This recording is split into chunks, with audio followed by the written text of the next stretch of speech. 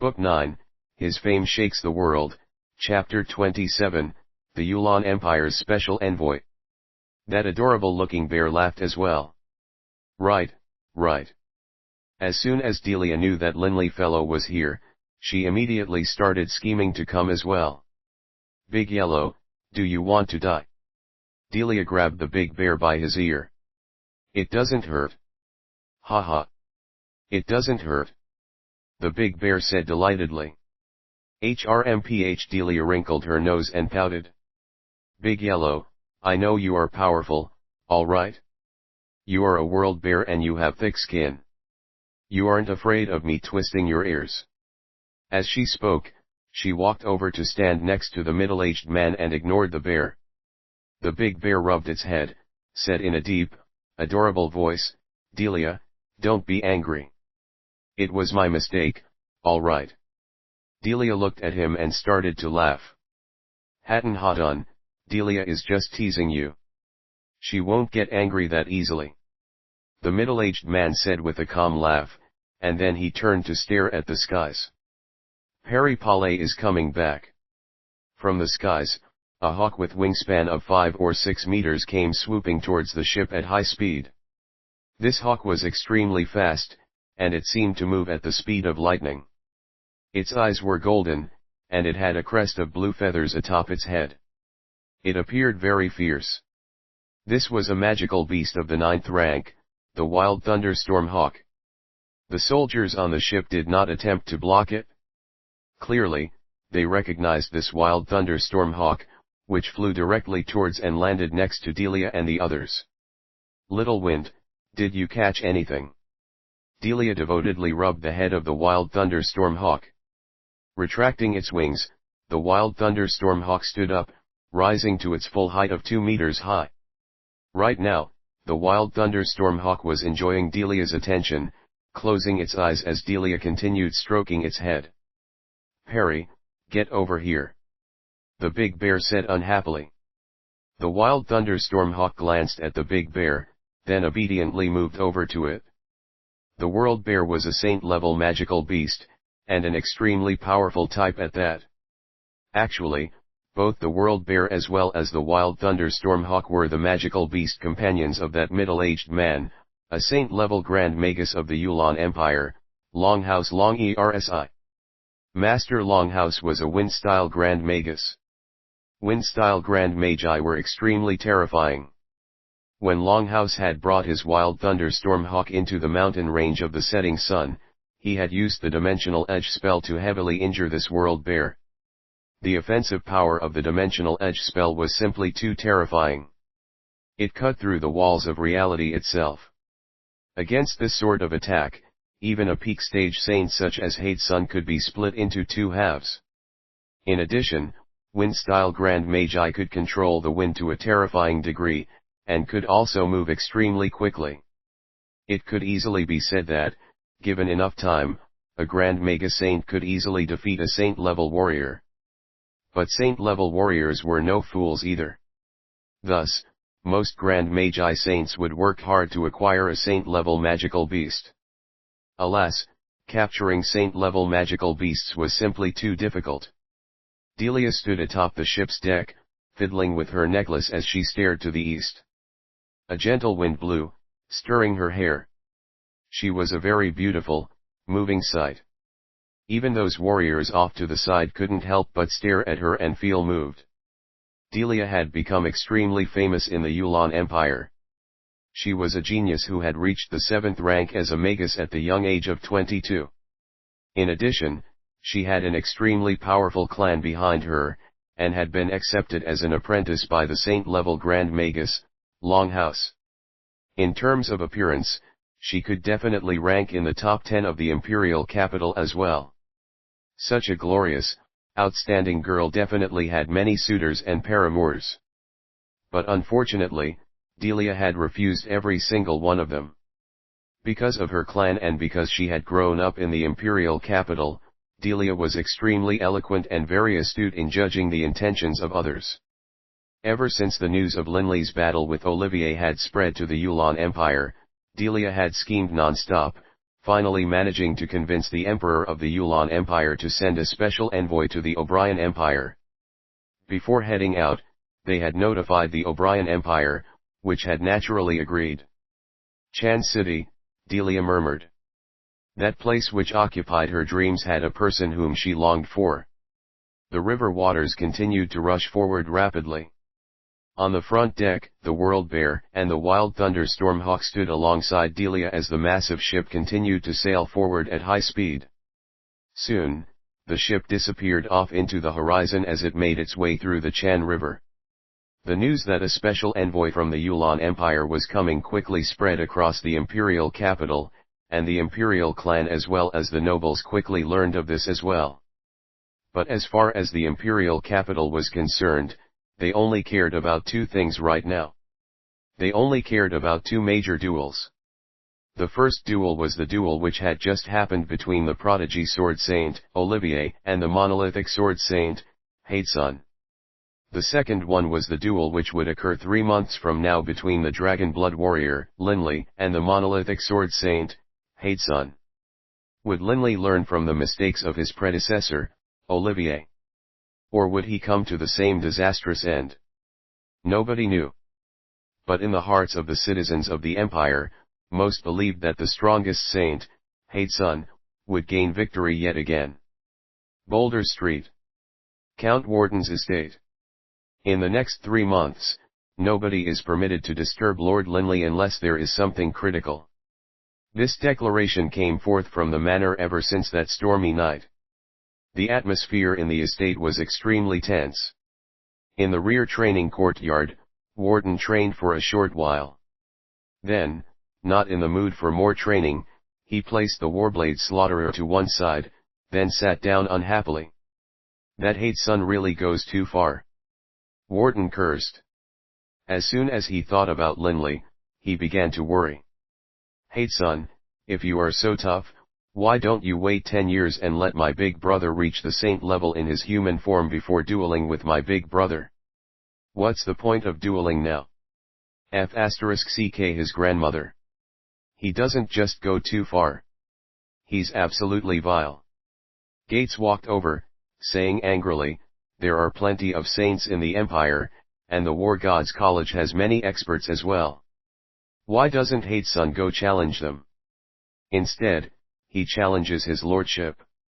His lordship is only 27 years old. That Hatesun is several centuries old. No point in cursing him.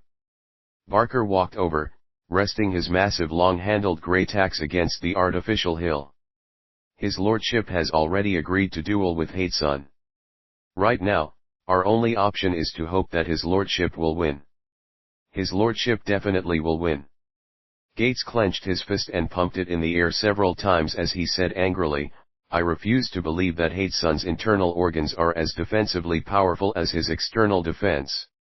What's more, that weird thing which his lordship developed a while ago seems to be really mysterious as well. It definitely must be extraordinary. Gates and the others didn't really understand how powerful the pulse guard defense was. Linley was within his private courtyard. Right now, he was seated in the meditative stance beneath a tree, constantly training in accordance with the secret Dragon Blood manual. Right now, Linley already was at a very high level of understanding. All he needed was battle chi. Whenever Linley had any free time, he would train in battle chi, trying to absorb as much of the energy from the Dragon Blood in his veins as possible, ideally until reaching the saint level. However, training battle chi actually didn't require too much focus. As long as one trained in accordance with the set methods, that would be enough. Thus, right now, Linley was pondering other questions in his mind. Last time, when I encountered the War God's first disciple, Fane, and when I encountered the War God, I found that they were both capable of soul-based attacks. Olivier also mastered such a form of attack. Most likely, there are many people who have mastered this type of technique. Should I also try to develop this sort of soul-based attack? Even if I don't, I should at least learn how to defend against it, right? While cultivating his battle chi, Linley continued to wrestle with this question in his mind. What were the principles underlying soul-based attacks? And how would one guard against it? While Linley was thinking and training, Haru lay resting against the ground, while Bibi was curled up comfortably on Haru's back, his eyes half closed. Bibi, do you think Master will be able to beat that hate-son in their duel? Haru said in a low voice. Naturally. Bibi opened his eyes and said with complete confidence. But then, Bibi said in a low voice, but of course, that hate-son seems to be really powerful as well. But no matter what, if the boss ends up at the point of death in his duel against hate-son, Bibi, will immediately charge forward to assist. HRMPH. 2 nights ago, everyone just watched as Olivier was beaten half to death. He still hasn't woken up yet. I can't let the boss succumb to such a state. Isn't that a breach of rules? Haru said questioningly. When two people dueled, regardless of victory or defeat, others were not to interfere. Screw the damn rules. The earth is big and the heavens are bigger, but nothing is bigger than the boss. How can the rules compare in importance to my boss's life? Bibi said arrogantly. What's more, so what if I, Bibi, interfere? My boss is a magus, yeah no. When a magus duels against a warrior, they usually bring their magical beasts. If I interfere, that isn't a violation of the rules. As he spoke, Bibi felt as though his argument had a lot of merit, and he laughed delightedly. The gates to the imperial capital were open. The path from the imperial palace to the east gate of the city were all lined with guards from the imperial army, who had been divided up into 2 neat lines on each side of the street. The knights of the imperial palace formed into lined regiments, following behind the emperor's carriage, with a large number of nobles following behind them. The saint-level experts of the War Gods College, Kenyan and Lank, had both arrived as well. This was because they knew that the delegation from the Yulan Empire included a saint-level Grand Magus. If their side had no saints present, then their side would seem weaker. Why aren't they here yet? Emperor Johann said unhappily to a nearby palace attendant. Your Imperial Majesty, the ship of the Yulan Empire's special envoy is about to reach the river's harbor. Most likely, they'll be here soon. The palace attendant said respectfully. Emperor Johann nodded. Without question, the 2 most powerful nations in the Yulan continent were the Yulan Empire and the O'Brien Empire. Emperor Johann very much wished that his own O'Brien Empire could be superior to and suppress the Yulan Empire. But alas, the Yulan Empire had its own strong points. The Yulan Empire had been in existence for over 10,000 years now, and was an ancient nation. What's more, the Yulan Empire had become one of the greatest sources for magi in the world. If the O'Brien Empire had the most saint-level warriors, then the Yulan Empire could be said to have just as many saint-level Grand Magi. After all, saint-level Grand Magi were far more threatening than saint-level warriors. For example, that Wind-style saint-level Grand Magus, Longhouse. Not even hate-son would dare say that he was totally confident of defeating him. After all, so long as Longhouse was given a bit of time to prepare, his dimensional edge spell could chop hate-son into 2 halves. They are here. The many spectators of the O'Brien Empire saw the enormous ship sail over. When they saw that adorable big bear on the deck, as well as that large hawk, many people felt astonished. A world bear? And a wild thunderstorm hawk?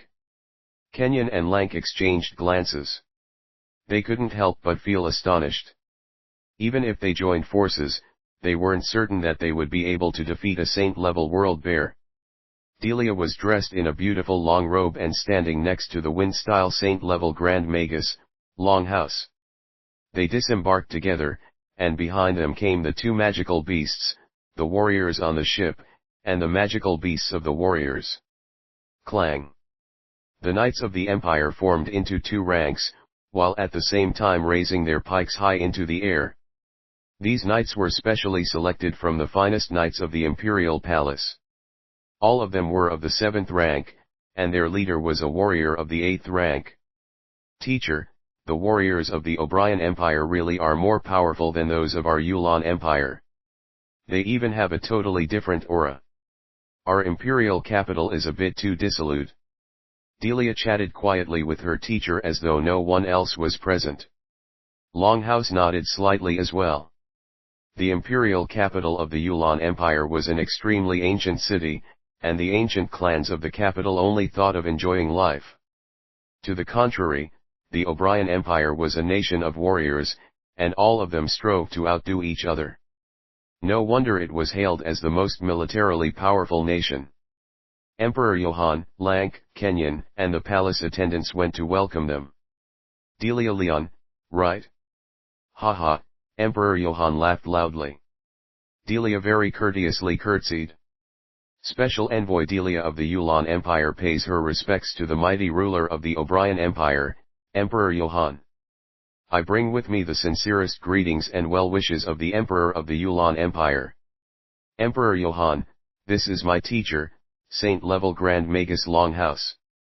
Delia smiled as she made the introductions. Emperor Johann looked at Master Longhouse. Very happy to meet you, Master Longhouse. I am very honored to meet you as well, Emperor Johann. Longhouse said with a smile. Delia couldn't help but glance around at her surroundings. A hint of disappointment appeared in her eyes. She didn't see the person she was looking for. But at the same time, she said to Emperor Johann, Emperor Johann, these two should be two powerful saint-level experts, correct? Can you introduce them to me? Before Delia had arrived, she had already acquired quite a bit of information, and she already knew quite a bit about Kenyan and Lank. Special Envoy Delia of the Yulan Empire, the Wind-style Grand Magus Longhouse, and the others had now formally entered the imperial capital of Chan, where a grand welcoming ceremony awaited them. Book 9, His Fame Shakes the World, Chapter 28, Delia. Delia chatted and jested with Emperor Johann, and their conversation was full of humor and amusement. Emperor Johann's loud, clear laughter rang out non-stop. Emperor Johann, Delia, Master Longhouse, Kenyan, Lank, and the others walked in front, with the palace servants and palace maids as well as many powerful knights taking up the rear. The many other nobles followed behind the knights at a distance. What a beautiful woman! A group of young nobles of the imperial capital were clustered together. All of these young nobles had an extremely high rank in the empire. Some were princes, while others were main branch descendants of major clans. They had never lacked for anything, and they often formed little cliques. Nobody in the imperial capital dared to offend them. The words that had just been spoken came from the son of Prince Julin, Marquis Jeff Gfo. I think her name is Delia. Another noble youngster next to him spoke. This young noble was named Scott, and he was the 8th prince of the empire. She's so beautiful and has such grace. There are very few like her, even here in the imperial capital. Marquis Jeff, Prince Scott, and the others all stared from afar while rating her. Indeed, Delia was an extremely alluring and charismatic figure. Her every movement contained the grace and poise of an ancient clan, and as a magus of the 7th rank, her movements were filled with grace. What's more, Delia was beautiful to begin with, and her dazzling, soft golden hair shone like the sun. Scott sighed emotionally. Delia is a member of the Leon clan, and was previously a student at the Ernst Institute. Nowadays, she is the disciple of a Wind-style Grand Magus Saint, Longhouse. In the Yulan Empire's imperial capital, she can be considered one of the most influential nobles. No doubt there are countless young nobles pursuing her. Marquis Jeff's eyes were shining as he stared at Delia. If I were to successfully woo her, I would be willing to never touch another woman again. Cousin Jeff, you are that determined? Scott laughed as he glanced at Jeff. Of course. Marquis Jeff said with conviction. Emperor Johann was an extremely biased person. His one and only younger brother was Prince Julin. And Emperor Johann was extremely solicitous of him, to the point of even allowing Prince Julin to take over and rule the southeast administrative province, one of the 7 large administrative provinces. As the saying goes, love me, love my dog. Naturally, Marquis Jeff was doted upon by Emperor Johann as well. In the imperial capital, his status was extremely high, and this group of young nobles accepted him as their leader. Since you've made up your mind, cousin, then I can't let myself fall behind you. Scott laughed confidently. Cousin Jeff, let's see which of us 2 brothers will be able to successfully woo Miss Delia. Fine. Jeff nodded.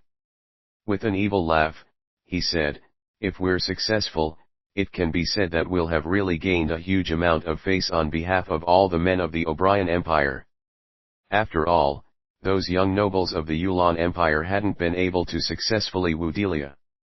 I imagine that Miss Delia must be tired after her long journey, along with Master Longhouse. How about this? Let us order some people to arrange places for Miss Delia and Master Longhouse to rest. Later at night, after you've rested, you can attend a dinner banquet which we have arranged. What do you say? Emperor Johann came to a halt once they reached Boulder Street and said. The residences of Boulder Street had all been constructed by the imperial clan. When the imperial clan bequeathed estates to nobles or received guests, it was usually all done within the confines of Boulder Street. The estates here couldn't be bought with mere money. Then we shall do as you suggest, Your Imperial Majesty. Delia said with a smile. At this moment, Scott and Marquis Jeff quickly walked forward. They, too, knew that Emperor Johann was about to separate from Miss Delia. They had to seize the opportunity. Given their status, those guards naturally wouldn't stop them. Miss Delia and Master Longhouse, I imagine you 2 aren't too familiar with our imperial capital. We shall arrange a guide to accompany you. Emperor Johann said with a laugh. Thank you, Your Imperial Majesty. Delia said with appreciation. Imperial Father. Your Imperial Majesty. At this point, Scott and Marquis Jeff's eyes lit up, and they called out without any hesitation. Emperor Johann glanced backwards and saw that it was his son as well as his nephew. Scott, Jeff, what is it? Emperor Johann was in a fine mood today. Marquis Jeff said respectfully, Your Imperial Majesty, you plan to arrange a guide? Scott and I are as familiar with the imperial capital as our own homes. I think that the 2 of us can be the guides. We would definitely make Ms. Delia very happy with our services. Emperor Johann glanced at Jeff and Scott upon hearing these words. How could he not guess what these 2 really intended? However, Emperor Johann also thought that Delia was a fine woman. If his nephew or his son were able to successfully woo this woman, that would be a good thing as well. Let us ask Ms. Delia first. Emperor Johann turned to look at Delia. Ms. Delia, what do you think? Delia glanced at Scott and Marquis Jeff. Immediately, both of them stood slightly straighter, putting on gentlemanly appearances. A hint of laughter appeared in Delia's eyes. Thank you. I'll trouble you 2 to assist me then. Delia curtsied slightly. No trouble at all. Scott and Marquis Jeff hurriedly said. A hint of a smile could be seen on the lips of Master Longhouse, who was by Delia's side. As his disciple, how could he not understand Delia? When they were in the imperial capital of the Yulan Empire, countless young men had pursued Delia. Given Delia's skill, she had easily beaten them at their own game and played them like a fiddle. Milady's special envoy, this will be the place where you will live while you are here in the imperial capital. A palace attendant pointed towards an estate in front of them. The nearby Marquis Jeff immediately said, Ms. Delia, the Boulder Street is an extremely famous street within the O'Brien Empire. On this street, there are even several saints who live here. For example, our empire's prodigy sword saint, Olivier, and his younger brother. They both live on Boulder Street. The genius master Linley and his younger brother both live on Boulder Street as well. While they passed between the estates, Marquis Jeff continuously introduced them to her. Right. These two geniuses would be considered the most outstanding individuals anywhere in the Yulan continent. Scott didn't want to fall behind either. Delia, hearing their words, couldn't help but allow a complicated look appear in her eyes. But naturally, she quickly returned to her normal, friendly smile. That isn't necessarily the case. A deep, rumbling sound could be heard from the nearby bear. Scott and Jeff looked at the big bear and immediately squeezed out a smile. When they were in the welcoming party, they had overheard that this big bear was a saint-level world bear. Saint-level magical beasts could freely change their size. A world bear was usually well over 10 meters high in their normal form. He could easily crush them to death with a single paw. Delia's older brother is very formidable as well. He is only 27 years old, but has become a magus of the 8th rank. What's more, he has become the personal disciple of the high priest. The big bear looked at Delia. Delia, am I right? Delia smiled slightly and nodded. Becoming a 27-year-old magus of the 8th rank was definitely an extremely terrifying accomplishment. At this speed, it would be quite possible for him to become an archmagus of the 9th rank before the age of 40. It must be understood that someone who could reach the 9th rank before the age of 40 was, without question, a definite world-shaking genius. Dixie is indeed the most talented magus I have ever seen. Master Longhouse laughed as well. As they spoke, they entered the main hall of their estate. Magus talent. Lifting his head proudly, Scott said, Master Longhouse, on the topic of talent as a magus, I understand that our empire's Master Linley, also 27 years old, is already an archmagus of the 9th rank. What's more, he is a peak stage saint-level warrior. A 27-year-old archmagus of the 9th rank? Impossible. Master Longhouse couldn't believe it at all. In the entire history of the Yulan continent, there has never been anyone who could reach the 9th rank before the age of 30. Scott, is this true? Marquis Jeff asked questioningly. Scott said with absolute certainty, it is true. My imperial father personally told me this. When Master Linley dueled with Olivier, everyone learned how powerful he was as a warrior, but they didn't pay attention to his abilities with magic. He is indeed already an archmagus of the 9th rank. Hearing Scott's words. Although on an emotional level Longhouse still couldn't believe it, his intellect told him that this was probably true. Master Linley.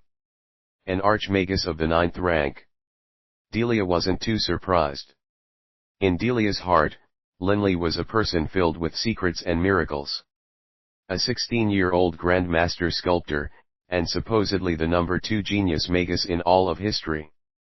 But now, he had become the number 1 genius magus in all of history. Why would that be impossible? You can keep chatting. Delia, I'm going to go take a rest. If you need to talk to me, just notify Perry. Longhouse instructed. Yes, teacher. Delia said humbly. Next to her, Scott and Jeff bowed as well. Gentlemen, I'm tired as well. I'll retire to my room and rest. Excuse me. Delia rose as well. Scott and Jeff knew that they couldn't push her, and they immediately nodded. Delia left, with that wild thunderstorm hawk by her side. Ever since Master Longhouse had tamed the world bear, the wild thunderstorm hawk's primary responsibility became guarding Delia. From this, one could tell how much Master Longhouse cared about her. He's also living on Boulder Street. Maybe he's very close to me. Delia stood in front of her window quietly. That night at Wushan Township, when she had bid Linley farewell, then left the Holy Union and returned to her own ancestral nation, she had been preparing to return to the Holy Union after the Yulan festival. But then, she had heard of the Apocalypse Day which had occurred. The entire kingdom of Fenley had been reduced to rubble and become the playground for magical beasts. And according to the news available to her clan, a few days before the Apocalypse Day, in the estate of the Magus genius, Linley, a demon appeared, attempting to murder the king of the kingdom of Fenley. Most likely, Linley himself had already died. This news had caused Delia to suffer a major illness. It had taken a full year before she had fully recovered. In years after this, she had no news of Linley at all, and she had even made up her mind to abandon love and instead focus on carrying out the affairs of her clan and train in magic. But she didn't expect, that a while ago, news came to the Yulan Empire of Linley and Oliver's duel. This news caused Delia's deadened heart to immediately grow excited. She felt as though she were full of energy and full of hope. After a few machinations, she arranged for today's visit. Delia had planned to wait until the next day before visiting Linley, but after spending merely half an hour in her room, she felt as though she had waited for half a year. Especially after learning that Linley also lived on Boulder Street, she could no longer resist.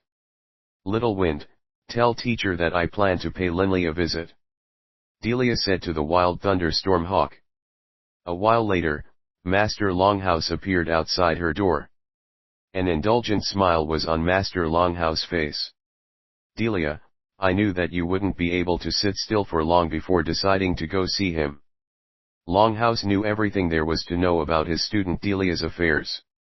A bashful red flush crept onto Delia's face. "Teacher." Delia wrinkled her nose. "Stop making fun of me. Let's go." "Fine, fine." Longhouse laughed. Delia and Master Longhouse, followed by the World Bear and the Wild Thunderstorm Hawk, left the estate. When they did, they saw Jeff and Scott waiting outside, seated. "Miss Delia." Jeff and Scott's eyes lit up, and they immediately rose to their feet. "Where are you headed?" Delia's forehead creased, but she still managed to say with a smile, "I was planning to go pay a visit to your so-called genius, Master Linley." "Oh, so you are going to visit Master Linley?" Marquis Jeff hurriedly said. "That's a good idea. But I'm afraid that it will be difficult for you to see him. This is because over 2 months from now, Master Linley will be engaging in a duel with Lord Hatesun at Mt to Jiao." "What?" Delia was stunned, and for once, lost her cool. "Oh, you just arrived, so you didn't know. 2 days ago, Olivier and Lord Hatesun dueled, with the result being that Lord Olivier was badly injured to the point of death. Lord Hatesun then immediately invited Master Linley to a duel as well, and Master Linley has already accepted." The nearby Scott explained. Book 9, His Fame Shakes the World, Chapter 29, Meeting 10 Years Later. "Linley and Hatesun." Master Longhouse said in surprise as well. Marquis Jeff nodded repeatedly. "Right. 2 nights ago, Lord Olivier was injured by Lord Hatesun so badly that he is still in a coma. Immediately afterwards, Lord Hatesun challenged Master Linley." Marquis Jeff and Scott's words both contained some resentment, suggesting that Hatesun was going too far. This Hatesun is reputed to be the most powerful saint.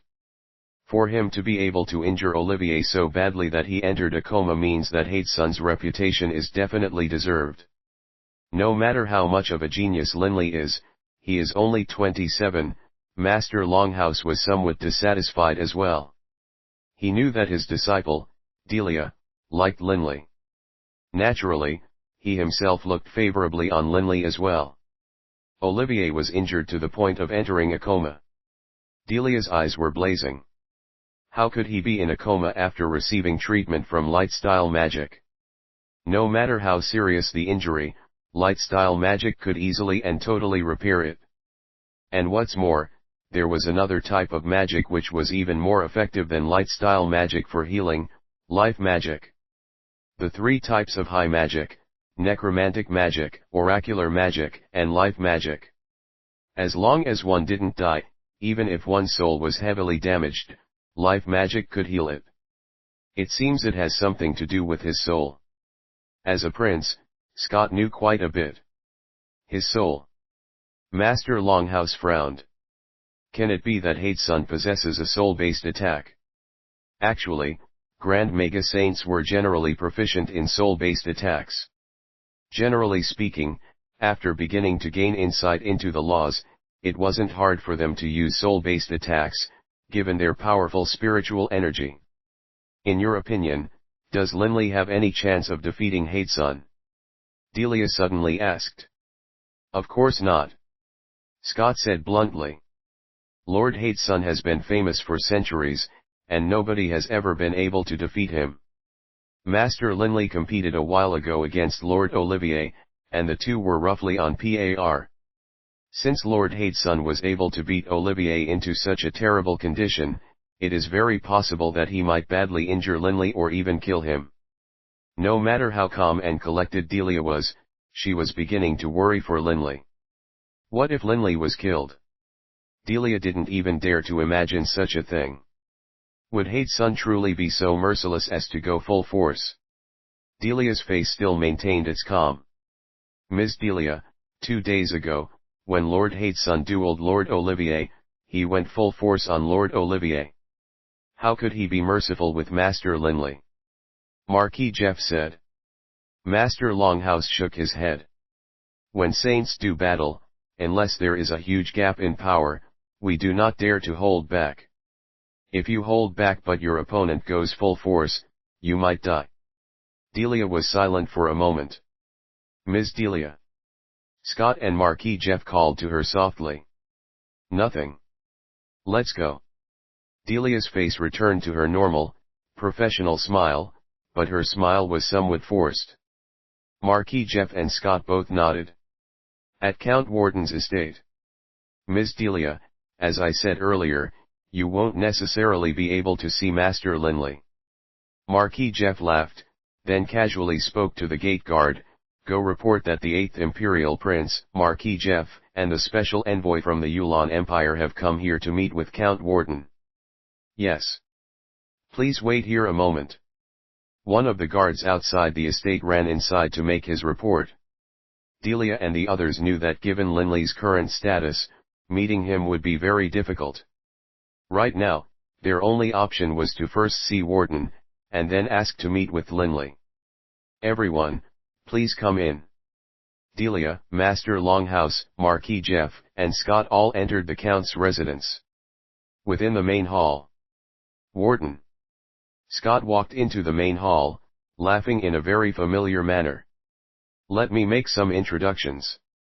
This beautiful young lady is the special envoy from the Yulan Empire, Ms. Delia. Scott was the Imperial 8th Prince, while Nina was the Imperial 7th Princess. Warden naturally was extremely familiar with Scott. The special envoy from the Yulan Empire? Why has she come to meet me? Although Warden was very surprised, he still smiled politely. Ms. Delia, an honor to meet you. Count Warden. Delia smiled as she spoke. This is my teacher, the Wind-style Grand Mega Saint, Master Longhouse. Warden was startled. Housekeeper Hyrie, standing behind him, was startled as well. In the O'Brien Empire, saint-level warriors would be seen from time to time, but they had never seen a saint-level Grand Magus.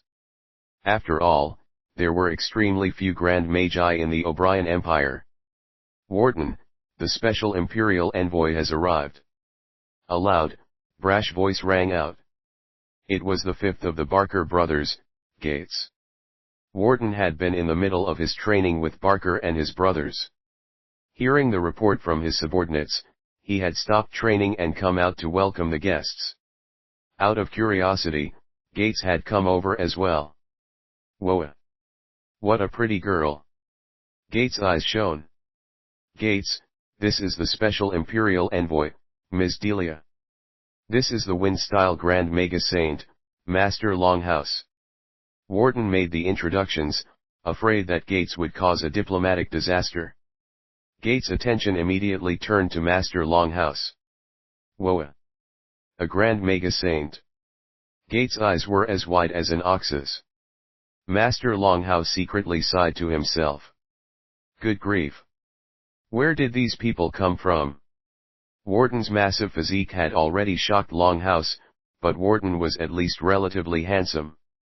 Gates was totally different. His waist was astonishingly thick, and the man himself looked like a giant bear. "Step away from my master!" a deep voice rang out. The big bear behind Master Longhouse suddenly began to grow in size. Originally, he was only 2 meters tall, but suddenly he increased to 3 meters in height. The world bear lowered his head to stare at Gates, a hint of delight in his eyes. A saint-level magical beast. Gates raised his head to stare at the world bear. Delia immediately went straight to the point. "Count Warden, my teacher, and I have come for the purpose of meeting with Master Linley." "To see my big bro," Warden frowned. These people didn't have a low status, and they even had a grand mega saint with them. However, to Warden, his big brother's training was more important. After all, in more than 2 months' time, he would be in a major duel. "Very sorry, but my big brother is focusing on his upcoming duel with Hatesun, and he can't be disturbed," Warden said. When he mentioned Hatesun's name, he didn't have the slightest bit of respect to his voice. Hearing these words, Delia, as well, felt that Linley's preparation for his duel was more important. After being silent for a moment, she said, "Then, I won't disturb him." Longhouse, by her side, sighed secretly, then said in a loud voice, "Count Warden, my student, Delia, was previously also a student at the Ernst Institute, and she was a very good friend and classmate of your big brother's. They haven't met for 10 years. A student of the Ernst Institute." Warden's heart was swayed. Actually, every day, Linley would still eat and rest like normal. After all, he didn't train non-stop like when he was developing his pulse guard defense. It wasn't a big deal if he paused for a bit to welcome some guests. If they were people that Linley didn't know, Warden would refuse them. But this was his big brother's old schoolmate. "Then, come with me." Warden nodded. Delia's fists clenched nervously. She took a deep breath to calm herself down. By her side, Master Longhouse laughed as he patted Delia on the shoulders. "Relax. An old classmate." Scott and Marquis Jeff were both surprised. But Delia walked in front of them, not paying attention to them in the slightest. Scott and Jeff therefore quite conscientiously maintained their silence. After walking for a while, "Miss Delia, my big bro is training in the courtyard in front of us." Warden laughed, while Gates hurriedly said, "I'll go inform his lordship." Delia could feel her breathing grow more rapid. 10 years. That year Linley's father had died, Delia had parted ways with Linley. In the blink of an eye, it had been 10 full years. Delia's eyes closed for a moment. Once her eyes opened again, she had returned to her normal calm. "Bibi, out of the way. I have something important to report." Gates' loud voice rang out from the courtyard. "Your lordship, there's someone named Delia outside. She says she's your old classmate and wants to see you." "Delia?" A calm voice that carried a hint of surprise rang out from within the courtyard. The voice wasn't very loud, but to Delia, the words seemed to ring in the skies with the power of a thunderbolt. No matter how calm or tranquil one normally was, when one met with someone one had been thinking about for 10 years, she couldn't prevent her heart from shaking. Whoosh! A gentle gust of wind blew past the surrounding trees, gently lifting up Delia's long golden hair, causing it to sway with the wind. Delia couldn't help but narrow her eyes due to the wind. Just at this moment, the figure she had dreamed about over 1,000,000 times appeared in front of the courtyard's gate. The man wore a light blue robe, and his formerly short hair had grown long. Delia carefully looked at him. He's a bit taller than he was. And much more mature. Seeing the man of her dreams, for a moment, Delia couldn't speak. "Delia. It really is you." Linley suddenly spoke out in a startled, joyful tone. "It is me." Delia finally was able to speak. Linley's eyes were as dark and profound as the sea. Quickly, he noticed Master Longhouse by Delia's side, as well as his world bear. A saint-level magical beast. World bear. Linley, this is my teacher, the Wind-style Grand Mega Saint, Master Longhouse. The World Bear is his magical beast companion. Delia finally recovered from her earlier stupor. Come in. Linley smiled. Seeing Linley's smile, for some reason she herself didn't understand, Delia felt a hot gush of warmth in her heart. Is this feeling happiness? Delia's eyes were turning red. Wharton, you can help welcome these two. Linley glanced at Marquis Jeff and Scott, then didn't say anything else. Scott and Marquis Jeff weren't angry at all. They immediately left respectfully. After all, the man was a saint. Even his Imperial Majesty would be respectful to him. How could he possibly waste time on nobles like them? Around a stone table in the courtyard, Linley, Delia, and Longhouse were all seated around the table. What are you looking at? The World Bear glanced at the black-cloud panther, Haru.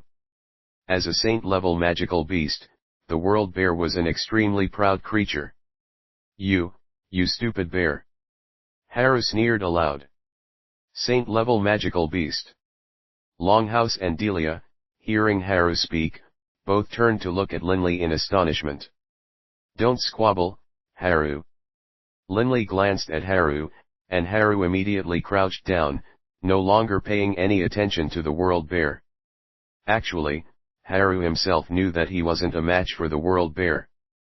But at the same time, Haru wasn't afraid either, because the World Bear's speed was inferior to his own. But Bibi actually waved his claws in a threatening manner towards the World Bear. Bibi. Delia was extremely delighted. Come here. Very obediently, Bibi made a single hop and landed directly into Delia's arms. Bibi, long time no see. Delia devotedly petted Bibi on his glossy fur, and Bibi closed his eyes contentedly. Although she was petting Bibi, Delia was still looking at Linley. In the past, Linley had been very hard and callous. But now, he seemed more gentle and much more natural and at ease. Master Linley, I hear you are going to duel with Hatesun. Longhouse started off the conversation. Right. Linley smiled and nodded. Delia turned her head to stare at Linley and said, Linley, can it be that you are confident that you can defeat Hatesun? No, Linley said honestly. Delia was one of his extremely few close friends at the Ernst Institute. Aside from Yale, Reynolds, and George, Delia was probably his closest friend. Seeing Delia, Linley couldn't help but think back to their final meeting from 10 years ago. That night, Delia had come late at night to see Linley and tell him that she was leaving the Holy Union. She said that before leaving, she wanted a hug. But who would have expected that their goodbye hug would have turned into a goodbye kiss? Linley truly had been stunned by that kiss. Even today, upon seeing Delia, Linley couldn't help but think back to that night. You aren't confident? Delia chewed her lips, then asked, then, Linley, can you cancel the duel and not compete against him? Master Longhouse shook his head. Delia, how can you say something so foolish? After two saints have already agreed to a duel, how can one back out? Book 9, His Fame Shakes the World, Chapter 30, Delia's Protector. Master Longhouse could clearly tell that his disciple cared about Linley so much that she had lost her wits. Delia, it is fine. Don't worry. Linley laughed. Linley felt very moved at Delia's obvious concern. Okay. Delia nodded. However, Delia was still worried. After all, the person dueling with Linley was reputedly the most powerful saint alive, the monolithic sword saint, Hatesun. Longhouse looked at Linley, then at Delia. Laughing, he said, it's been quite a while since you two classmates have met with each other. I won't disturb you. Let me go for a walk. The two of you can have a nice chat. I imagine, after 10 years, you have many things to say to each other. Delia cast a grateful glance at her teacher. Clearly, Master Longhouse was giving her a chance to have some alone time with Linley. As he spoke, Master Longhouse led his world bear away from that courtyard, leaving behind only Linley, Delia, Bibi, and Haru. Delia lowered her head, continuing to stroke Bibi's fur. She was waiting for Linley to speak. A beautiful woman, petting an adorable pet. This was a soul-stirring image, but Linley only felt awkward. If he was facing a saint, Linley wouldn't feel any fear at all, but facing Delia, Linley felt very complicated. The female of his age group whom he was most familiar with was definitely Delia. After all, they grew up together. Linley wasn't a dummy.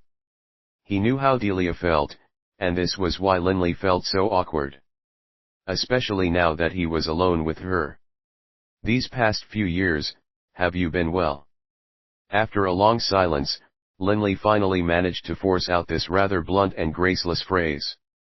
Delia raised her head, glancing at Linley. She actually let out a chuckle. Linley, you are already a saint-level expert. Since when have you become so shy? I've been fairly well these years. With my clan and my teacher backing me up, who would dare to mistreat me? After hearing Delia's words, Linley felt slightly more relaxed. What have you been up to these years? Delia said softly. Not too much.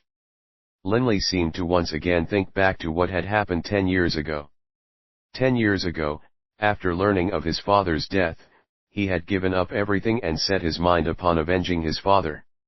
He had walked farther and farther along the road to revenge, and in the end he had indeed killed Clady. But due to the encirclement and battle with those 6 special executors of the Radiant Church, in the end, his most dearly beloved grandpa Dourang had sacrificed his soul for him. 3 years of painstaking training in the mountain range of magical beasts, 6 years of quiet meditation in the O'Brien Empire. That battle with Stella, that battle with those 6 angels, that sparring match with Mackenzie, one scene after another appeared in his mind. As they did, without holding anything back, Linley began to tell Delia what had happened. Delia stopped petting Bibi, intently listening to every single word Linley said. Right now, Linley spoke in a very calm, simple manner, as though he were very relaxed. But Delia could totally imagine what Linley's past 10 years of life had been like. After finishing speaking, Linley couldn't help but sigh repeatedly. Linley. Delia suddenly reached out to take Linley by the hand, gripping it tightly. Linley raised his head to stare at Delia in surprise. Delia was staring at him. Linley, don't let your life be so exhausting. You've done very well already. Delia's hands were rather cold. But Linley could feel the beat of Delia's heart through her tight grip. It was beating very quietly. Linley felt a surge of warmth in his own heart, slowly thawing a small part of his frozen heart. Thank you. Linley said softly. Don't say thank you to me. Delia shook her head, her scorching gaze on Linley's face. The air between the two of them grew warm. For some reason, Linley felt himself grow a bit muddle-headed. Scenes of himself and Alice would drift to his mind, but then they would be replaced by that kiss he had shared that night with Delia. His heartbeat sped up as well.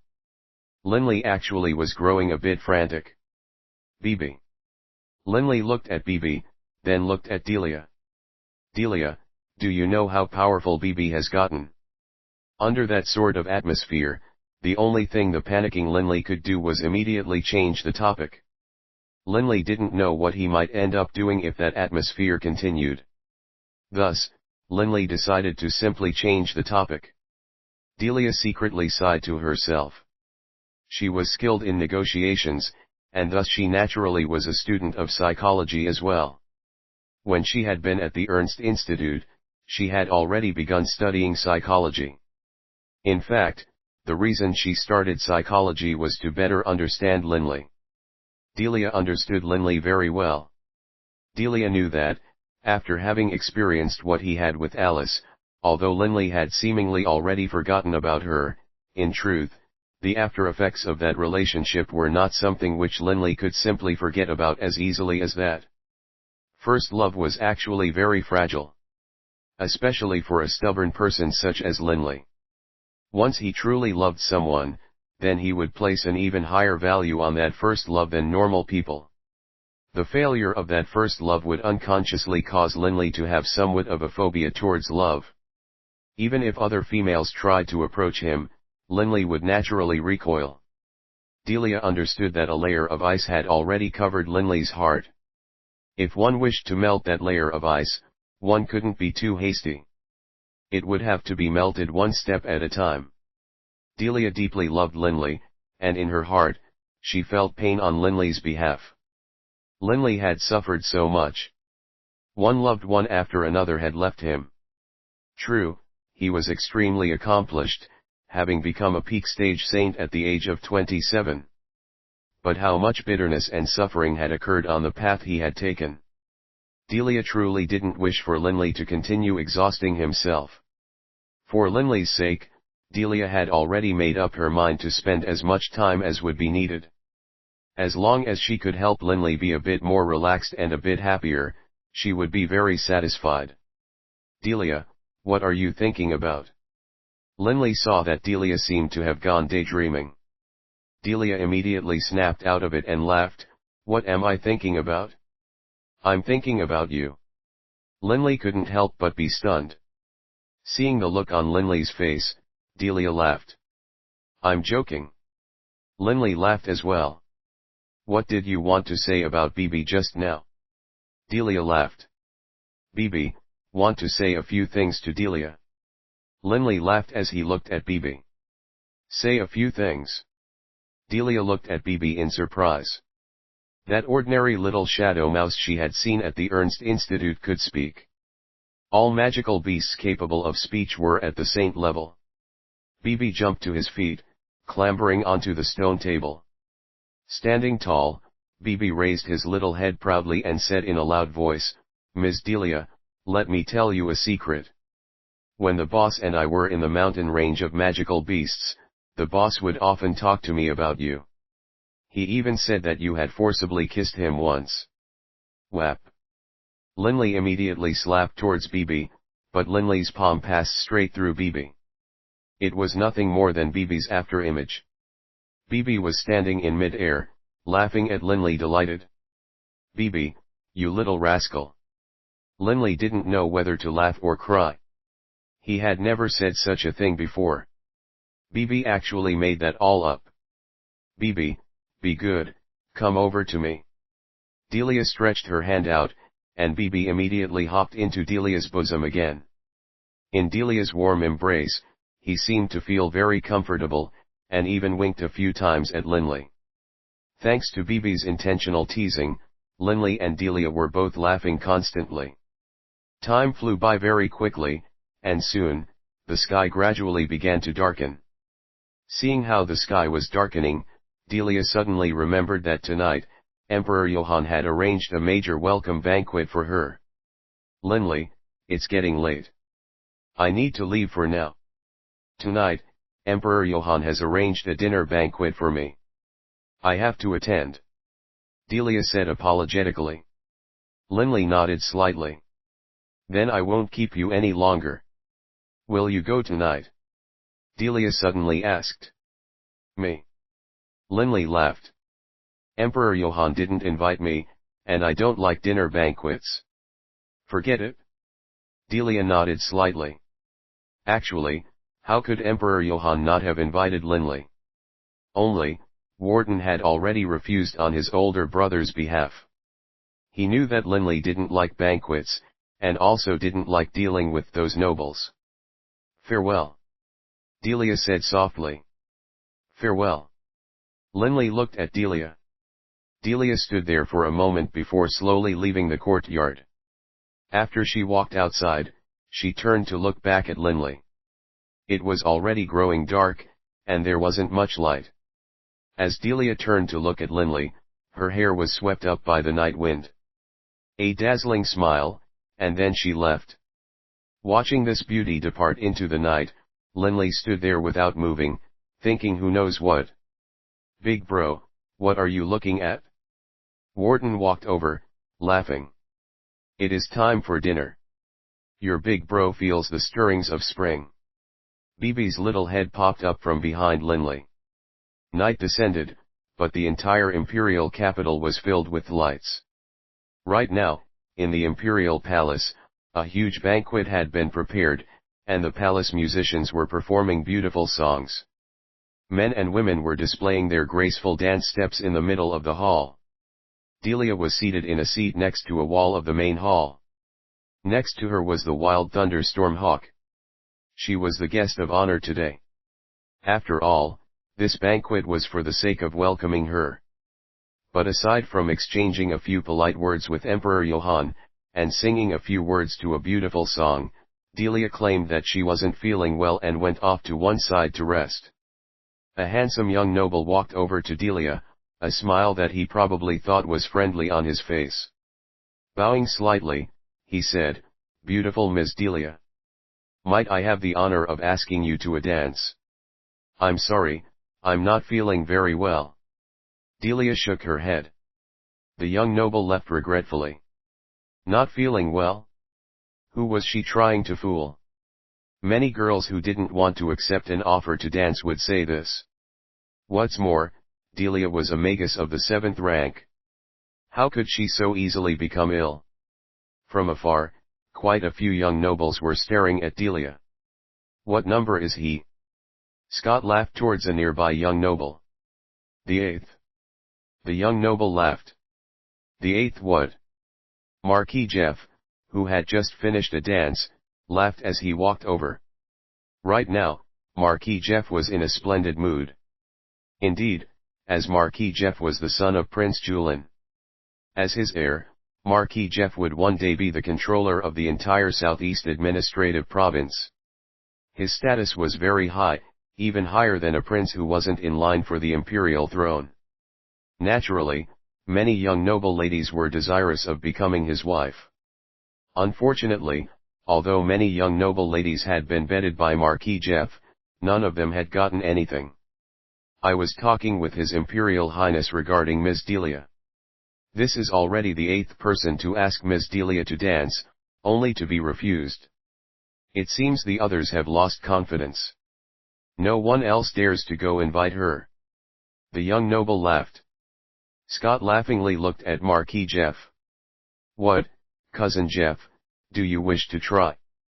Marquis Jeff nodded confidently. "It's just a dance, right? Watch me."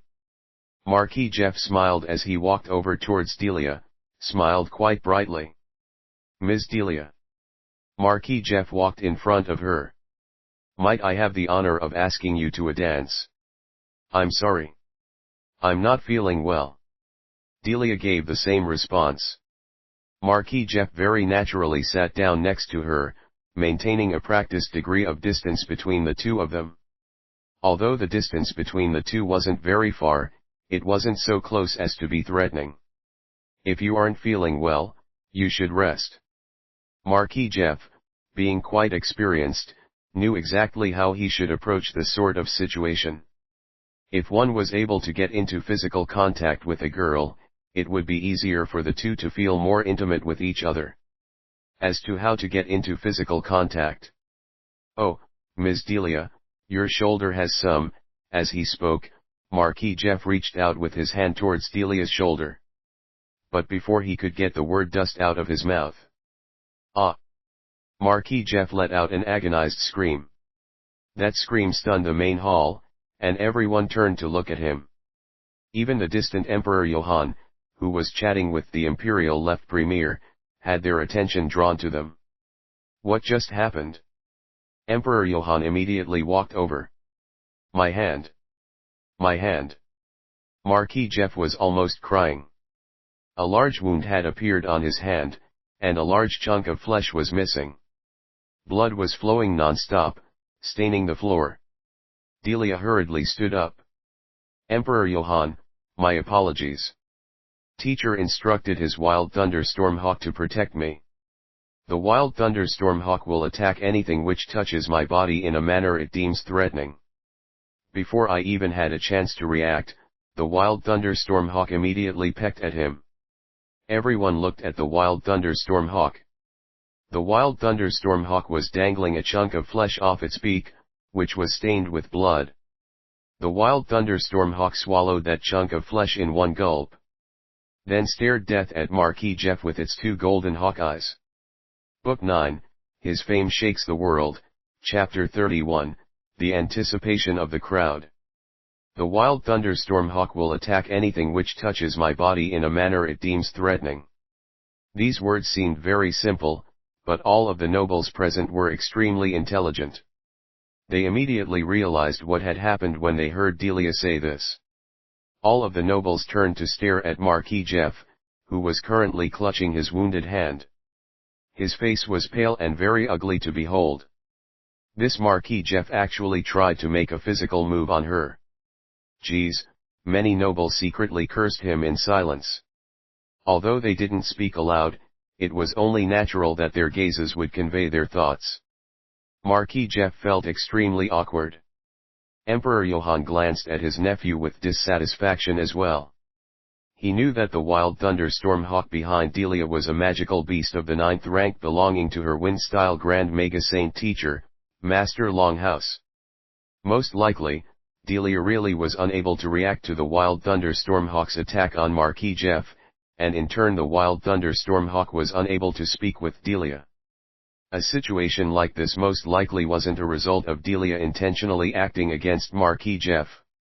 Indeed, Delia hadn't intentionally acted against Marquis Jeff. Before arriving at the banquet, Delia had already told the wild thunderstorm hawk that if anyone wished to try and make a physical move on her, the wild thunderstorm hawk was to peck them in punishment. None of the other young nobles had dared to make a physical move on her, but Marquis Jeff did. Naturally, he was the one who took the spear in the belly. Attend me. Take Jeff to the healers. Emperor Johann snapped an order to his servants. Marquis Jeff didn't try to explain, only hanging his head while holding his hand, with that astonishingly large hole in it. He rapidly left the main hall. Only then did Emperor Johann say comfortingly to Delia, Ms. Delia, sincere apologies that you had to experience something like this. This was our fault. We hope you won't be too upset. No, no. Emperor Johann, this was Little Wind's mistake. When I go back, I'll definitely ask teacher to rebuke him. As she spoke, she intentionally glared at the wild thunderstorm hawk. And then, Delia said apologetically, Emperor Johann, I'm not feeling very well today. I'll go home now. I hope you will forgive me. That's a good idea. Ms. Delia, when you get back, you need to have a good rest. Emperor Johann said in a very gentlemanly manner. With the guest of honor, Delia, having left, the other nobles began to buzz and chatter. Poor Marquis Jeff, naturally, became the center of their gossip. After this event and after having his wound healed by light-style magic, Marquis Jeff actually fearlessly and shamelessly went to serve as a guide for Delia, and 8th Imperial Prince Scott accompanied him as well. But unfortunately, although Miss Delia was very friendly, those two magical beasts were terrifying. Once, when Miss Delia stumbled while walking, as she was about to fall, Prince Scott reached out with good intentions to help steady Delia by embracing her. Welcoming him, however, was a peck from the wild thunderstorm hawk. This time, the injury was even more severe than Marquis Jeff's, as a hole was pecked straight through Prince Scott's right hand. After this experience, both Scott and Marquis Jeff learned their lessons and no longer dared to reach out with their hands. But just as they thought they were being nice and proper, misfortune came again. That world bear suddenly stretched out its two palms and sent both Scott and Marquis Jeff flying into the air. How terrifyingly strong were the paws of a world bear! Even a casual slap from the world bear was enough to injure Scott and Marquis Jeff to the point of vomiting blood. They were beaten to the brink of death, but fortunately, light-style magi were there to heal them. This is what the world bear, Hatton, said to them, "You two keep swaggering around every day in front of me, Lord Hatton. You are so mother-asterisk-ing annoying. In the future, every time I see you, I'll beat you." Good heavens! Who would dare anger a saint-level world bear? Even for the monolithic sword saint, Hatesun, defeating a world bear wouldn't be a simple task. After all, a world bear was definitely a top-class magical beast, even amongst saint-level magical beasts. If it hadn't been that Master Longhouse dimensional edge spell was simply too terrifyingly powerful, how could he possibly have subdued such a creature? Having learned their lessons, Scott and Marquis Jeff no longer dared to bother Miss Delia again. Those other young nobles of the imperial capital who had ambitious designs on Miss Delia, seeing the disasters which had befallen Marquis Jeff and Prince Scott, no longer dared to try anything. There was nothing for it. If they were swatted to death by that saint-level world bear, they wouldn't even have a chance to cry. Emperor Johann, while chatting with Delia, finally learned that Delia had actually been classmates of the same year with Master Linley at the Ernst Institute. In addition, Delia was in no hurry to return to the Yulan Empire, and was planning to stay and watch the duel in the O'Brien Empire between Linley and the monolithic sword saint. Emperor Johann naturally was very welcoming and magnanimous. Although a stay of several months from a foreign special envoy was quite long, Emperor Johann expressed welcome to her, saying that the longer she stayed, the better. Time passed, and in the blink of an eye, nearly 3 months had passed. Tomorrow was August 4th. Countless people in the imperial capital were discussing the upcoming saint-level duel. Even the towns outside the imperial capital were beginning to fill up with people who had come from distant places. This was because there were simply too many people coming to watch this duel. The imperial capital was totally full. On Boulder Street, Count Warden's estate, Hillman and housekeeper Hyrie were drinking wine and chatting idly. Uncle Hyrie, have you noticed that recently, at mealtime, Linley smiles a lot more than usual, and often cracks jokes? Hillman's face was all smiles. Housekeeper Hyrie's ruddy nose was as red as ever. He chortled as well. Hillman, I imagine you know the reason why as well. Miss Delia comes to visit young Master Linley every day. How can young Master Linley not be happy?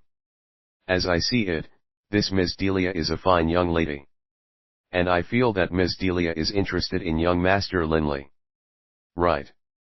When Miss Delia eats with us, I recognize that look in her eyes when she looks at young Master Linley. Hillman spoke with the air of experience.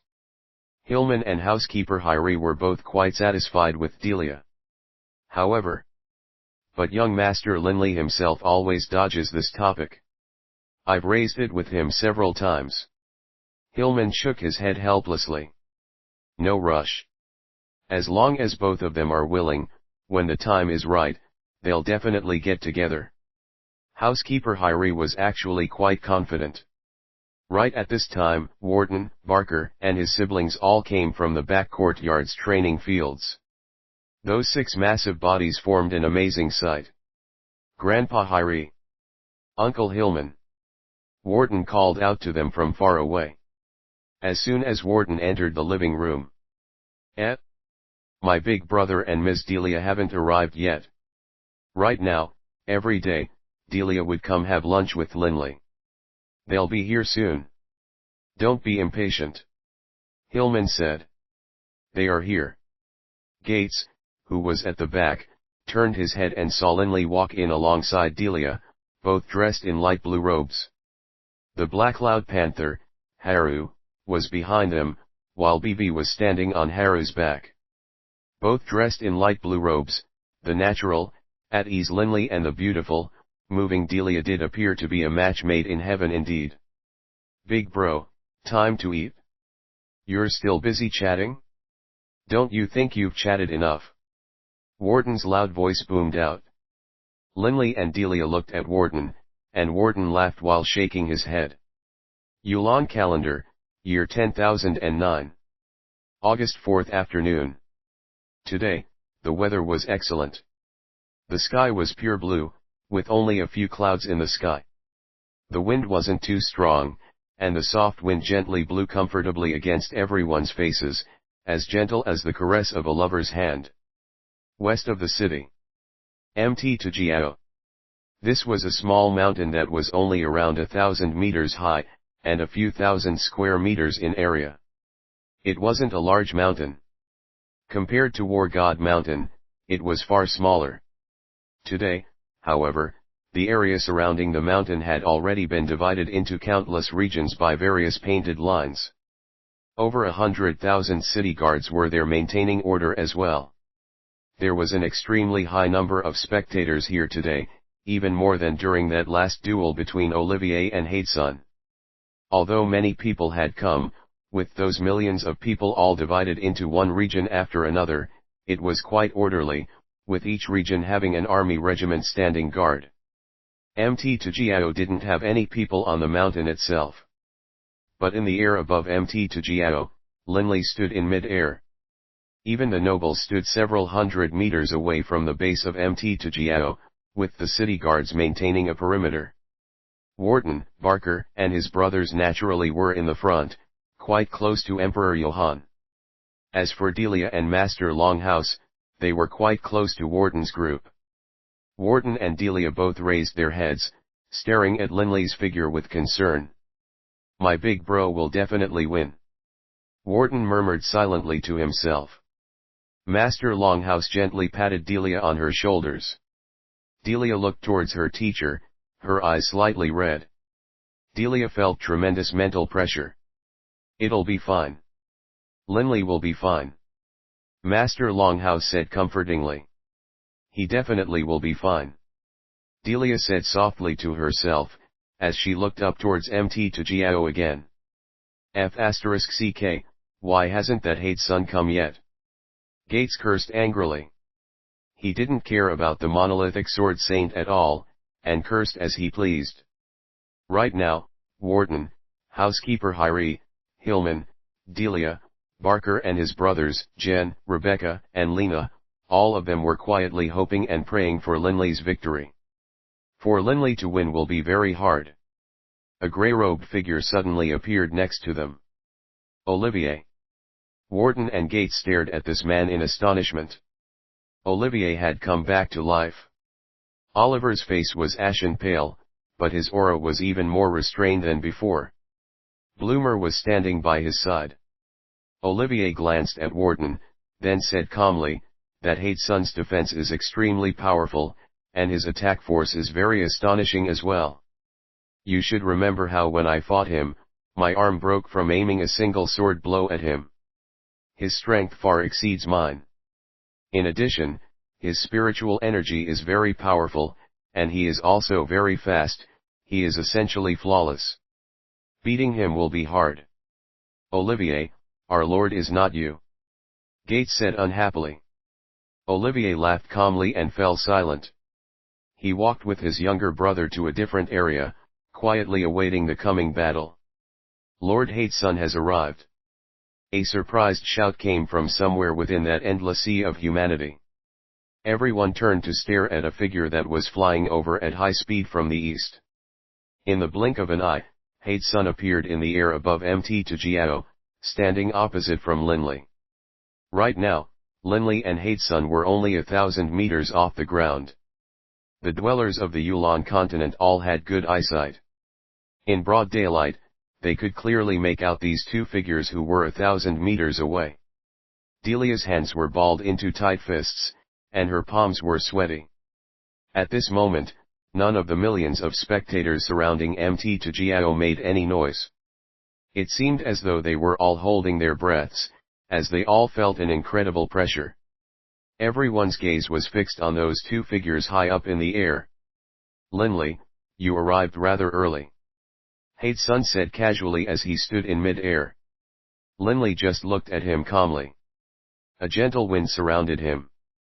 Linley was currently in his human form. The reason he was able to fly was because he had already utilized the wind-style spell of the 9th rank, Wind Shadow. The soaring technique was a spell of the 7th rank, while the air wings spell was a spell of the 8th rank. The Wind Shadow spell of the 9th rank combined the air wings spell with the supersonic spell. When using this spell, not only could one fly, one would also possess astonishing speed. Linley casually removed his outer garments, collecting them into his interspatial ring, then stared coldly at Hatesun. "Hatesun, let's cut the crap. Prepare to fight." As he spoke, Linley's body quickly began to be covered with black scales, and those sharp spikes appeared from his elbows, knees, forehead, and spine. That iron whip-like tail swung about behind him, and those dark gold eyes stared coldly at Hatesun. "Oh, how refreshingly blunt. Come, then, let's see if you are qualified to make me draw my sword." The monolithic sword saint, Hatesun, looked at Linley with confidence, and he laughed calmly as he spoke in a bright voice. Book 9, His Fame Shakes the World, Chapter 32, Desperate. Linley and Hatesun stood there in mid-air, staring at each other from over a few hundred meters apart. Naturally, they used battle chi to speak to each other, and their voices were very loud. The viewers below could hear their words clearly. "How arrogant!" Wharton frowned. *CK his grandmother, when his lordship beats him to the point of being unable to fight back. This Hatesun will know how ignorant and sheltered he is. Gates cursed unhappily. Although most of the spectators below felt Hatesun was arrogant, they also knew that Hatesun had the power to be arrogant. After all, he was the monolithic sword saint, famous for his defense. In mid-air, the monolithic sword saint, Hatesun, finished his words, and the area around him became covered with those earthen swirls of energy. The density of that roiling energy had reached a terrifying density and power. "Force you to draw your sword." Linley's lips curved upwards. Bang! A dense azurish black battle chi exploded forth from Linley's body, surrounding Linley like a thick black swirling fog.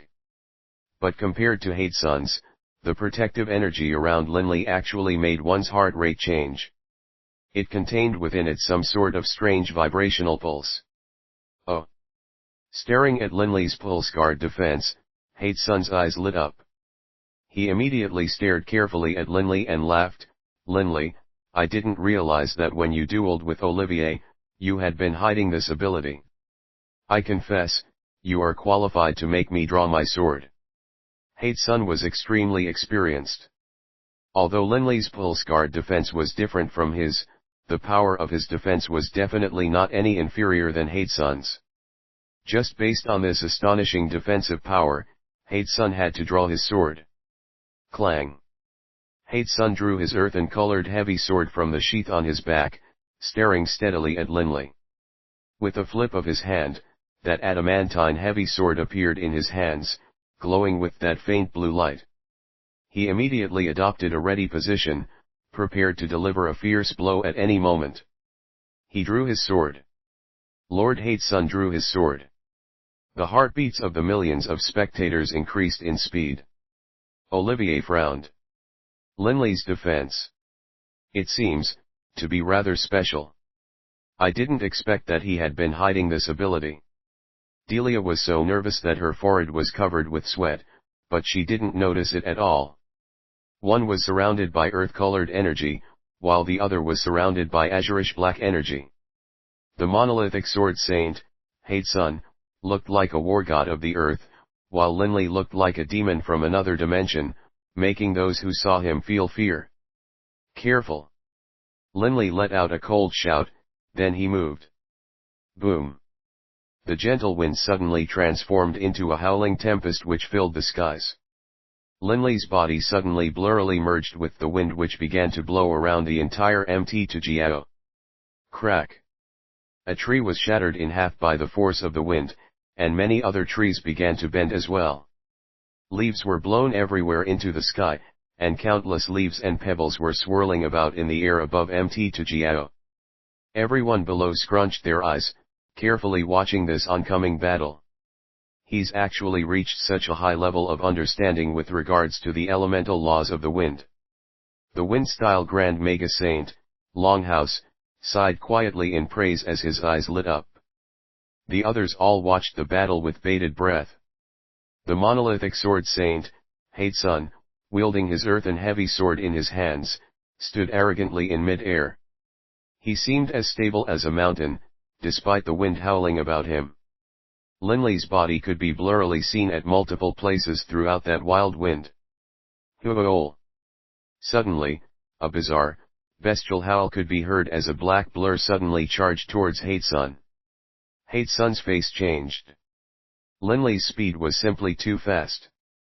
Because his speed had reached a certain limit, the wind itself had howled in rage. The only thing Hatesun saw was Linley's two dark golden eyes. They stared at each other. HRMPH. Hatesun wasn't afraid at all. Hey arg. Hey arg. Two angry roars rang out at the same time. The adamantine heavy sword howled with the wind, carrying tremendous force as it chopped down towards Hatesun. But Hatesun's earthen heavy sword seemed to carry the force of a mountain as it swung towards Linley. The two swords collided. Bang! It was as though two mountains had collided. The terrifying power of that collision produced waves of energy that one could see with the naked eye. Those waves of energy were knife-sharp, and the trees directly beneath the battle on Mt Jiao were split apart. Some boulders were chopped into rubble, while countless rocks and pebbles blasted in all directions. Your Imperial Majesty, careful!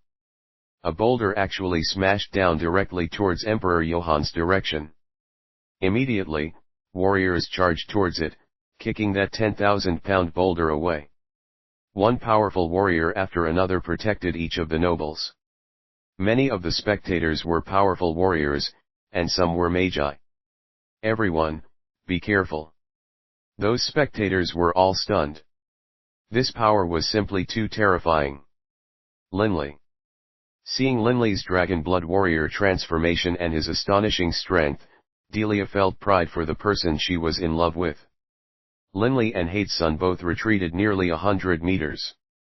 What astonishing strength! Linley felt shocked. When he had dueled against Olivier, Linley had only used Blood Violet and therefore had not shown off his incredible strength. After all, dragon blood warriors were famous for their strength. When using the adamantine heavy sword, he was able to put his terrifying, earth-shaking power on full display. Dragon blood warriors live up to their reputation as supreme warriors. Hatesun laughed loudly. But Linley, just now, I only used pure strength and none of the laws. You need to be careful of my next attack. For example, that world breaker attack Hatesun had used last time contained the insights he had gained into the laws of the earth. The power of that attack had increased tremendously as a result. With my next technique, I too shall use my profound truths of the earth. You be careful as well. Linley looked calmly at the distant monolithic sword saint, Hatesun. In this battle, he definitely couldn't hold anything back. If he held back but the opponent didn't, he would probably die. His lordship is about to use the profound truths of the earth. Barker, his brothers, and Wharton all grew nervous. Bibi and Haru both exchanged glances. Haru had shrunken his size dramatically today, which was very rare for him. Swoosh! While everyone stared upwards into the sky, Bibi and Haru scurried towards Mt Jiao, moving as fast as lightning. These two magical beasts quickly arrived at the tip of Mt Jiao, and in the blink of an eye, Bibi and Haru hid within some of the wild grass at the mountain top. We'll watch from here. If the boss wins, that's fine. If the boss loses and that Hatesun continues to go full force on him, then it'll be time for us to charge. Bibi stared evilly at the mid-air Hatesun. Haru nodded as well. Last time, Olivier had nearly lost his life. Haru and Bibi didn't want to see that scene repeat itself. Linley was wielding the adamantine heavy sword while the battle chi in his body began to rise rapidly, and his power quickly grew. The monolithic sword saint, Hatesun, was building his power as well. The two experts were preparing to use their ultimate techniques. Boom! Boom! Terrifying sonic booms rang out as two blurs slashed through the air. In the blink of an eye, those two experts slammed into each other like two massive colliding meteors. Profound truths of the earth, 100-layered waves? Linley's dark golden eyes grew even colder, and his adamantine heavy sword floated as agilely as a soft breeze, having attained a bizarrely fast speed, as though it was passing through reality itself. Worldquake. Hayden's face was very solemn, and the light covering his earthen heavy sword grew even more concentrated, and the heavens and the earth in the area around them began to congeal and solidify. Bang! The earthen heavy sword collided against the adamantine heavy sword. This collision was very strange. Linley was smashed downwards from the skies like a meteor, falling downwards at extreme speed. Only after falling several hundred meters did he manage to somersault and then halt his descent. Linley could sense that the flow of blood in his body had been disrupted and was roiling about. What terrifying attack power! Linley stared in amazement at the mid-air monolithic sword saint, Hatesun. Linley's pulse guard defense was extremely powerful, several dozen times more powerful than the normal battle chi armor which protected most saints. Such a terrifying defense was generally immune to the attacks of most law-based techniques of peak stage saints.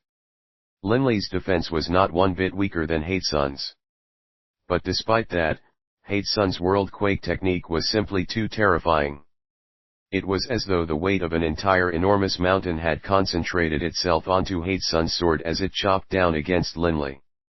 It had broken through Linley's pulse guard defense, exhausting the majority of its power as it did so, but Linley was just barely able to defend against that remaining amount of power via his draconic scales.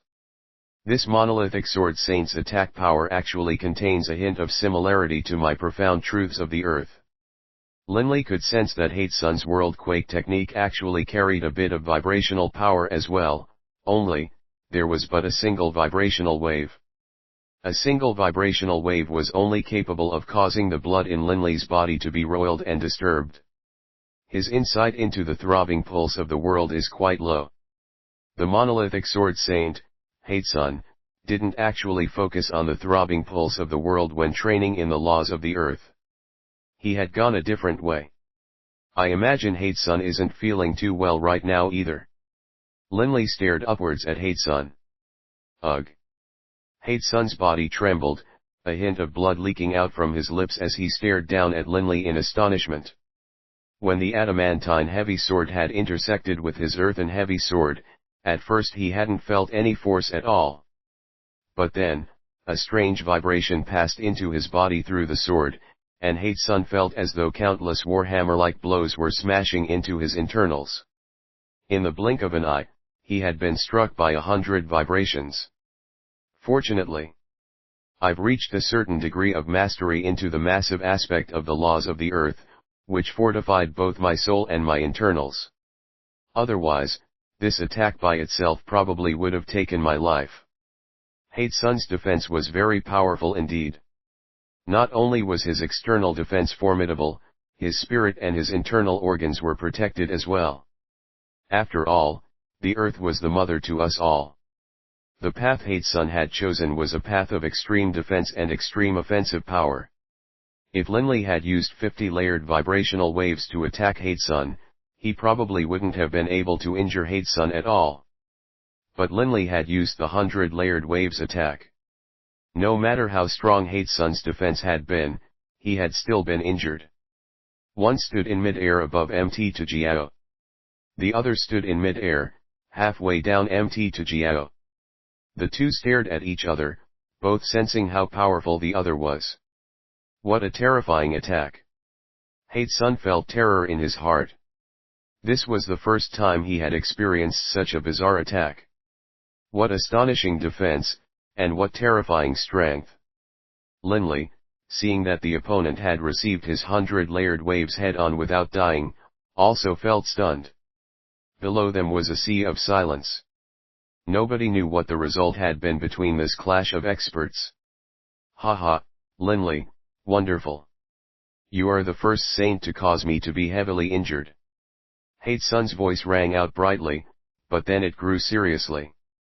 But now, I'll no longer hold back anything. Prepare to receive my world breaker attack. If you die, don't blame me. Watching from below, Oliver's face changed.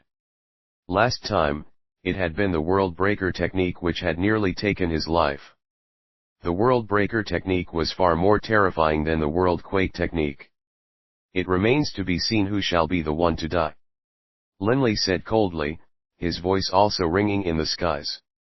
In truth, Linley had already reached the level of being able to generate 132 layers of waves.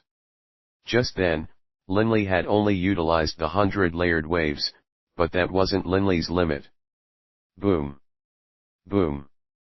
Two sonic booms once more split the air, as these two ultimate experts charged towards each other in mid-air. One flew upwards at high speed, while the other charged downwards. These two experts collided with tremendous force at the outskirts of Mt Jiao. World breaker. Profound truths of the earth, 132 layered waves? The absolute most powerful attacks of these two experts. Bang! Linley's body was actually slammed into the side of Mt Jiao itself, creating a giant crater. Crack! Crack!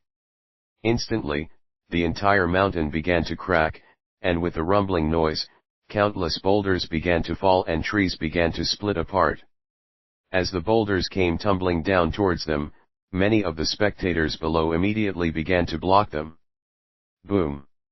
Linley came charging out from within the deep crater. His body was stained with blood, and even parts of his draconic scales were shattered. The power of the world breaker technique was many times higher than the world quake technique. Linley had taken this attack head-on, but despite being protected by 2 layers of defense, the pulse guard defense and his draconic scales, he had still been heavily wounded and vomited blood. Parg! Hatesun's throat convulsed, and he vomited out a large mouthful of fresh blood, his face instantly turning white. Both of these mighty saints were now covered with blood.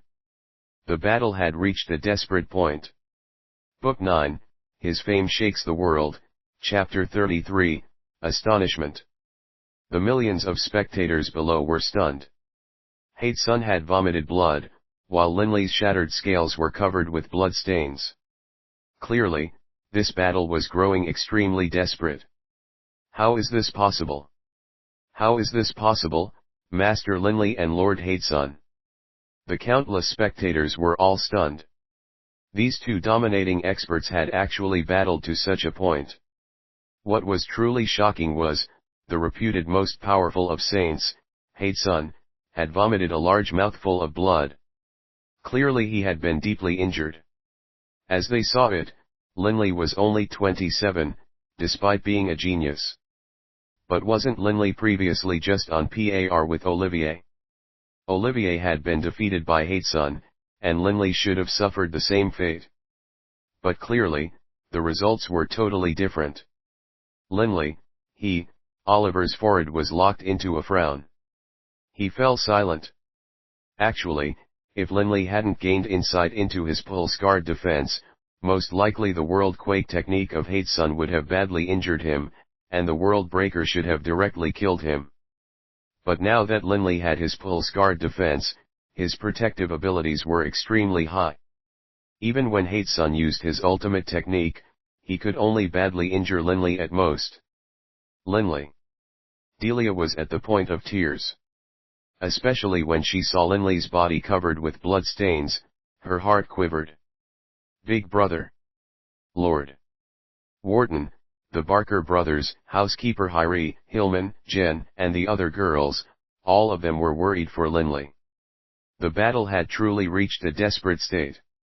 What a bizarre attack. There is no way to defend against it at all. Hatesun stared at the distant, demonic-looking Linley, thinking at high speed. Profound truths of the earth, 132 layered waves? Even Hatesun, whose internal organs were under special protection, had been heavily injured. Hatesun knew very well that he could perhaps endure a single additional blow from his opponent's ultimate attack, but if he were to be hit a third time, he would definitely perish. How could Linley's defense be so powerful? My world breaker attack was unable to kill him. Hatesun couldn't believe it. He hadn't met any opponent who would dare take his attack head on. The world breaker was his ultimate attack. If he wasn't capable of killing his opponent with it, how would he win? I can't take another one head on. I'll have to rely on my speed to try and avoid his attack while landing mine on him. Hatesun decided. He believed that Linley wouldn't be much better off than him. It was already incredible that Linley would still be battle-worthy after having taken his World Breaker attack. He trusted that so long as he was able to land another World Breaker, Linley definitely wouldn't be able to take it. Hatesun's thoughts were actually mirrored by Linley's own. Given his current condition, he definitely couldn't take another attack head-on. Shudder, the earthen flows of energy surrounding Hatesun began to contract, forming a thinner, almost armor-like layer around him. Linley was also retracting the area of his pulse-guard defense. If the defense was too spread out, their high-speed flying maneuvers would be impacted. Without question, for both experts to do this meant that they were about to engage in a battle of agility. The countless spectators below all stared in the sky, barely breathing. Those people who had been absolutely certain that the monolithic sword saint, Hatesun, would win, no longer dared to say anything anymore. Whoosh! Whoosh!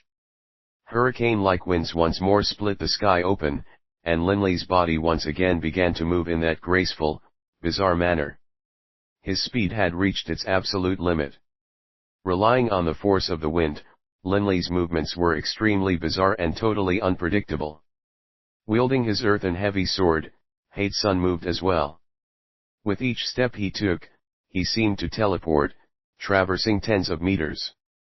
His movements were bizarre as well. Sweeyish. Hatesun's earthen heavy sword suddenly appeared in front of Linley, chopping down at him. But it passed through Linley as though Linley was nothing but air. This Linley turned into a blur and disappeared. It was just an after-image. Swish. The adamantine heavy sword struck out as well. But as it neared Hatesun's body, Hatesun suddenly appeared several dozen meters away. Both of these experts knew how formidable the other's attacks were. They didn't dare to take them on head-on, and they all desired to use their agility to allow themselves to deliver a vicious blow towards their opponent. Where are they? We can't even see them.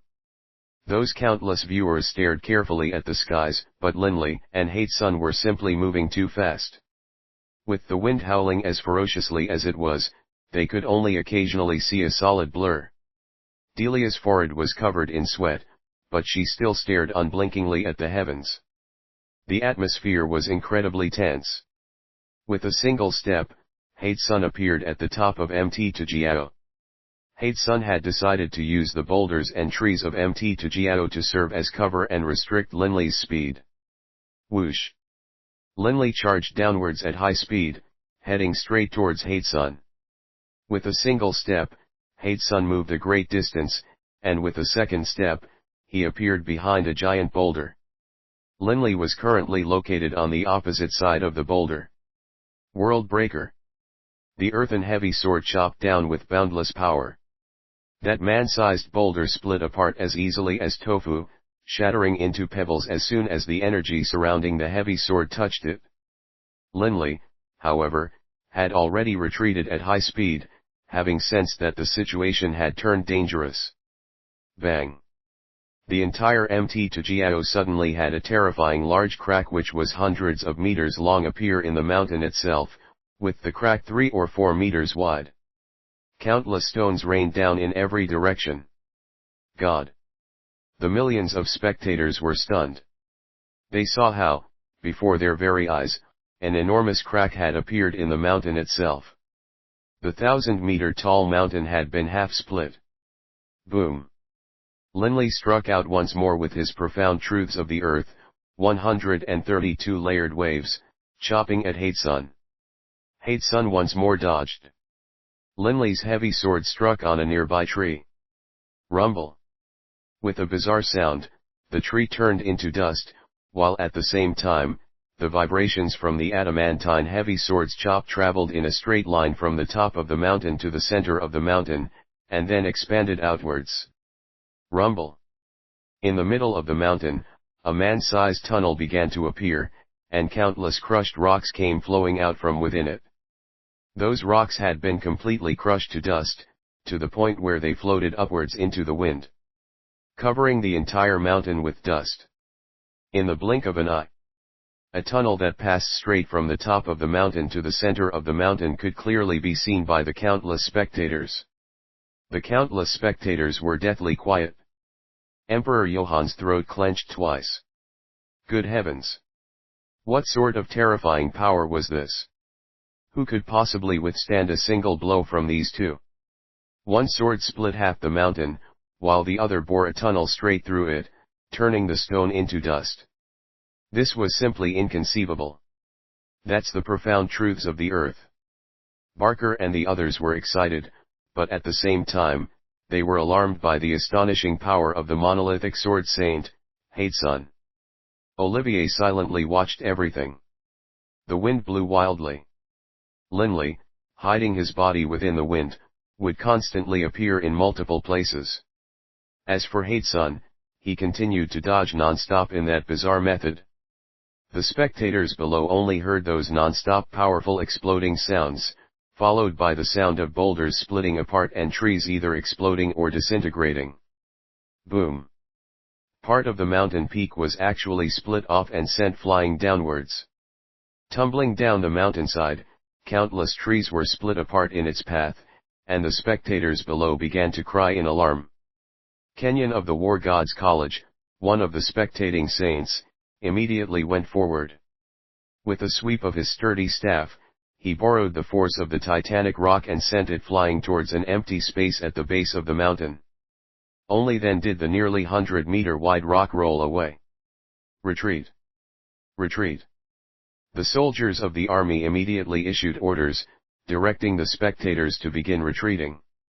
The imperial clan and the nobles began to retreat as well.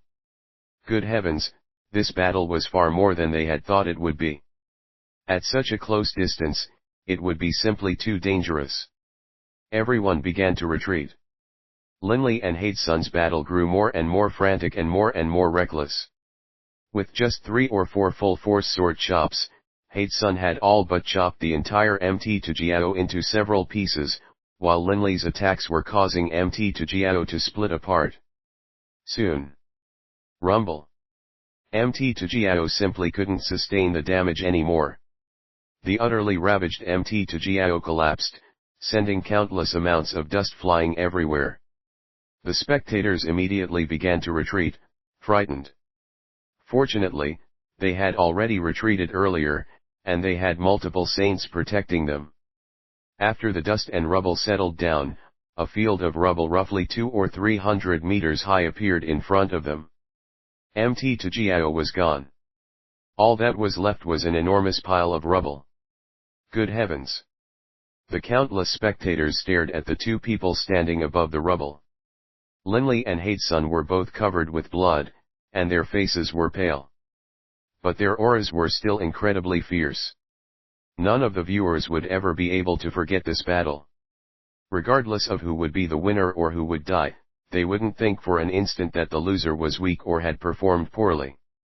Linley, you lose. Hatesun stared coldly at Linley.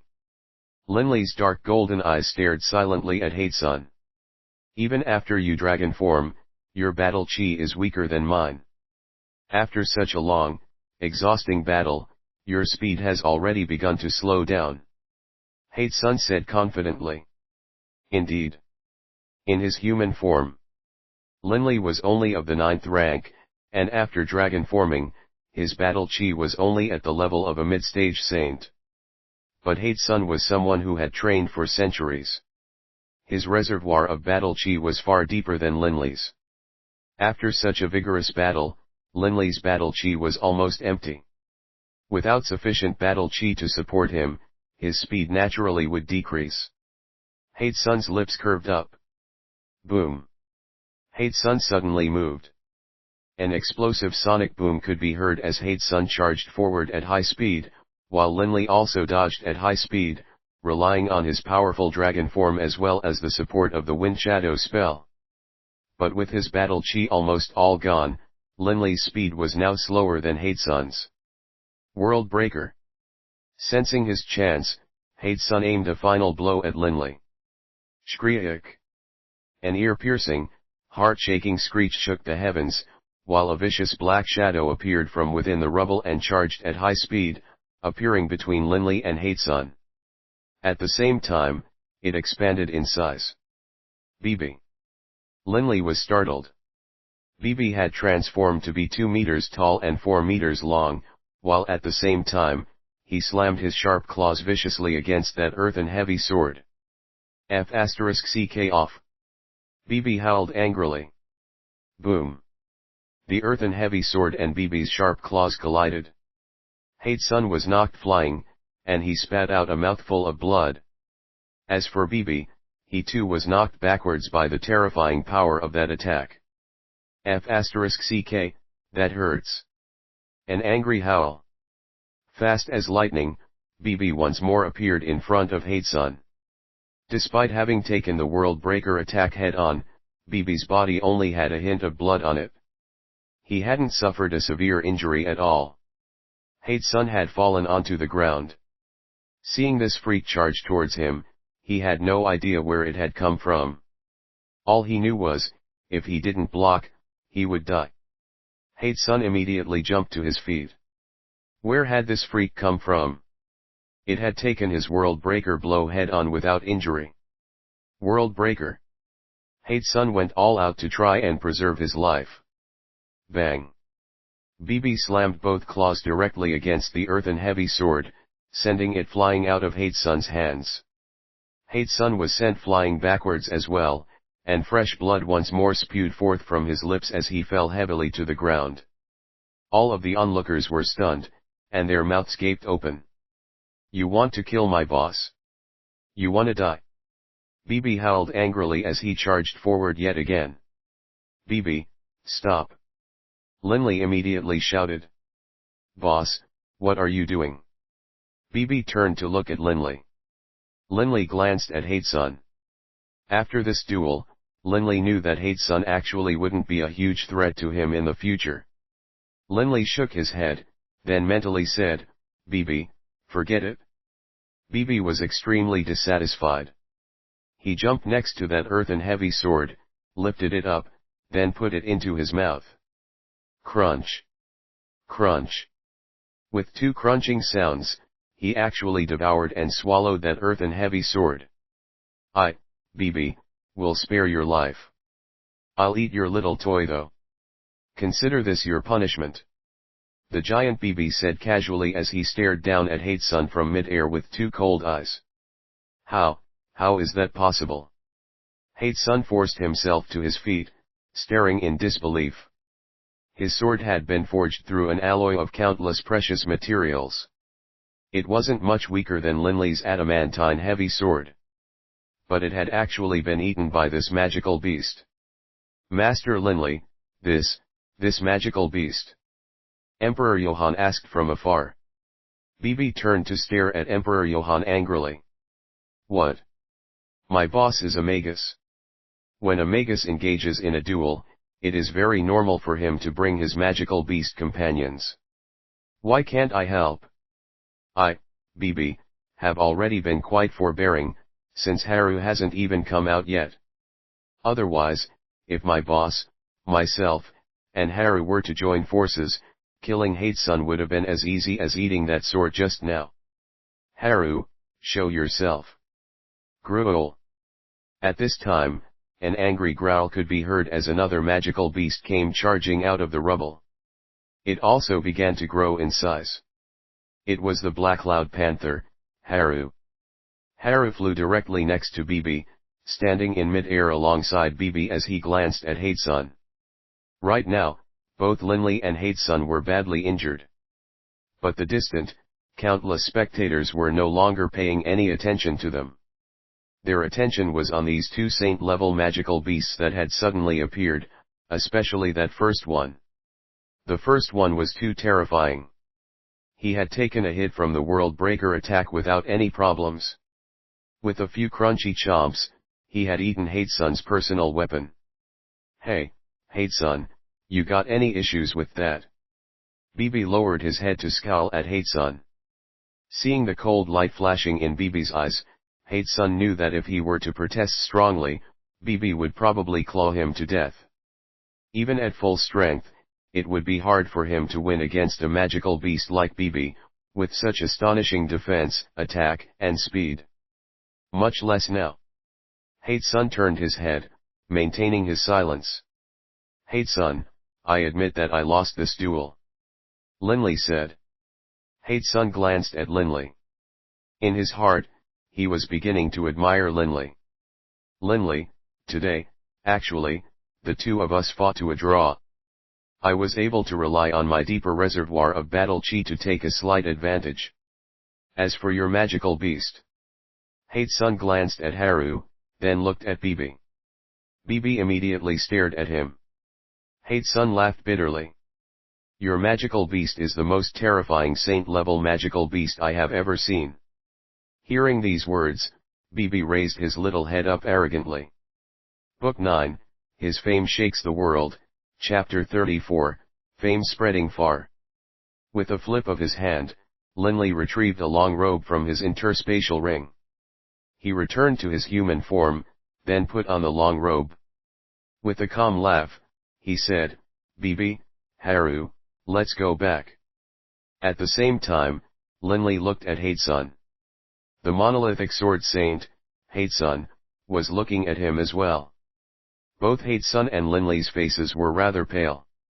After this duel, both of them had suffered severe injuries, internal injuries.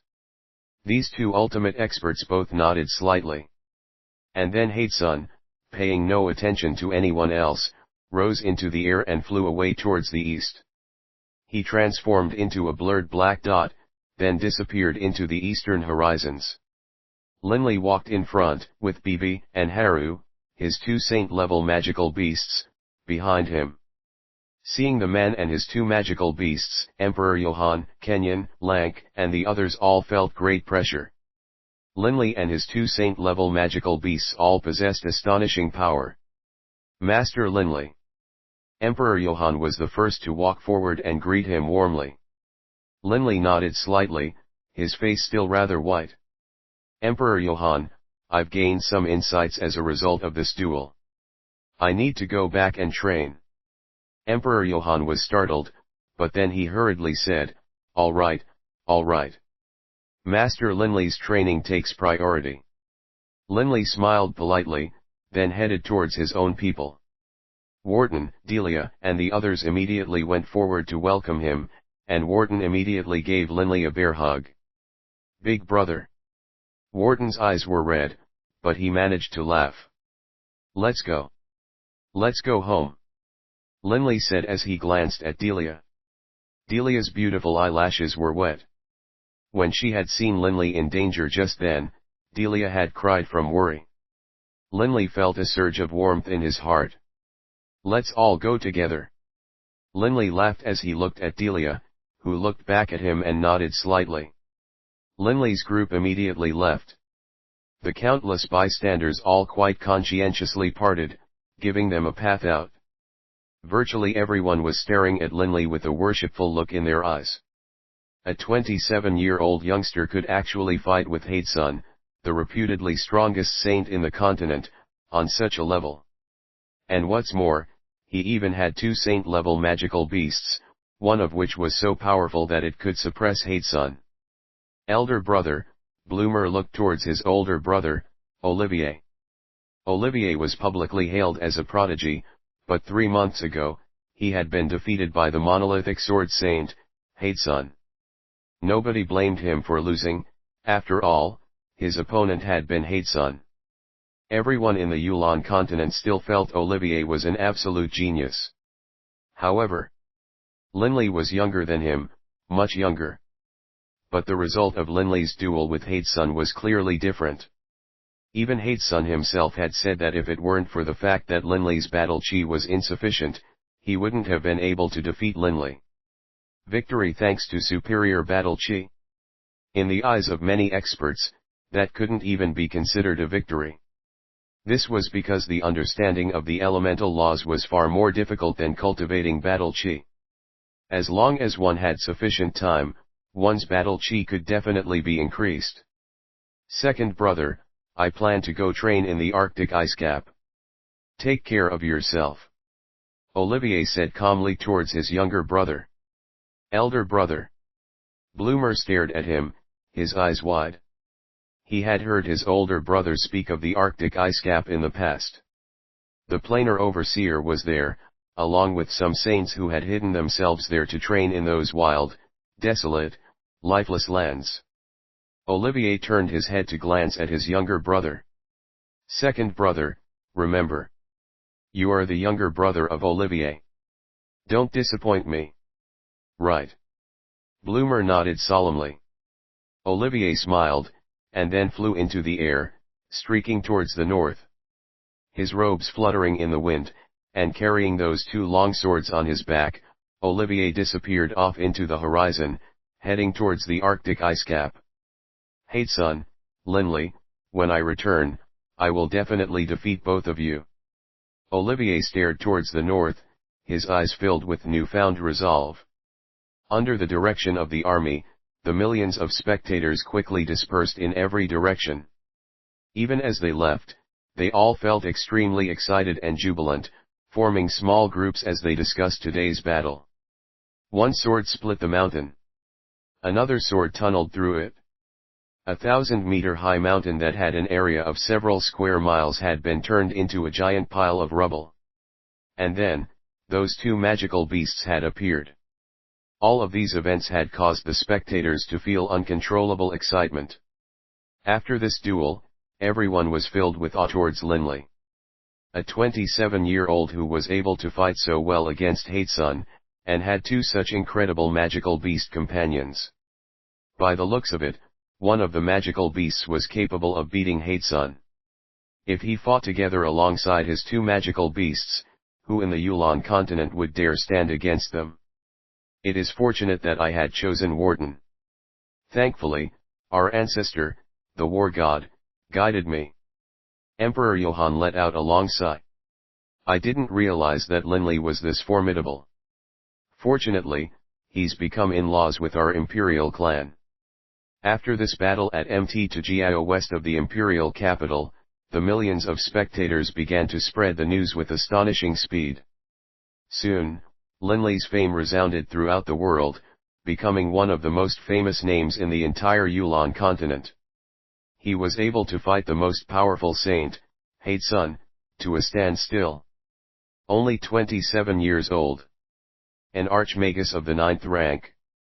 And a Grand Master sculptor. And what's more, he was in control of two terrifying saint-level magical beasts, one of which was capable of defeating Hatesun. This seemed like something out of a legend.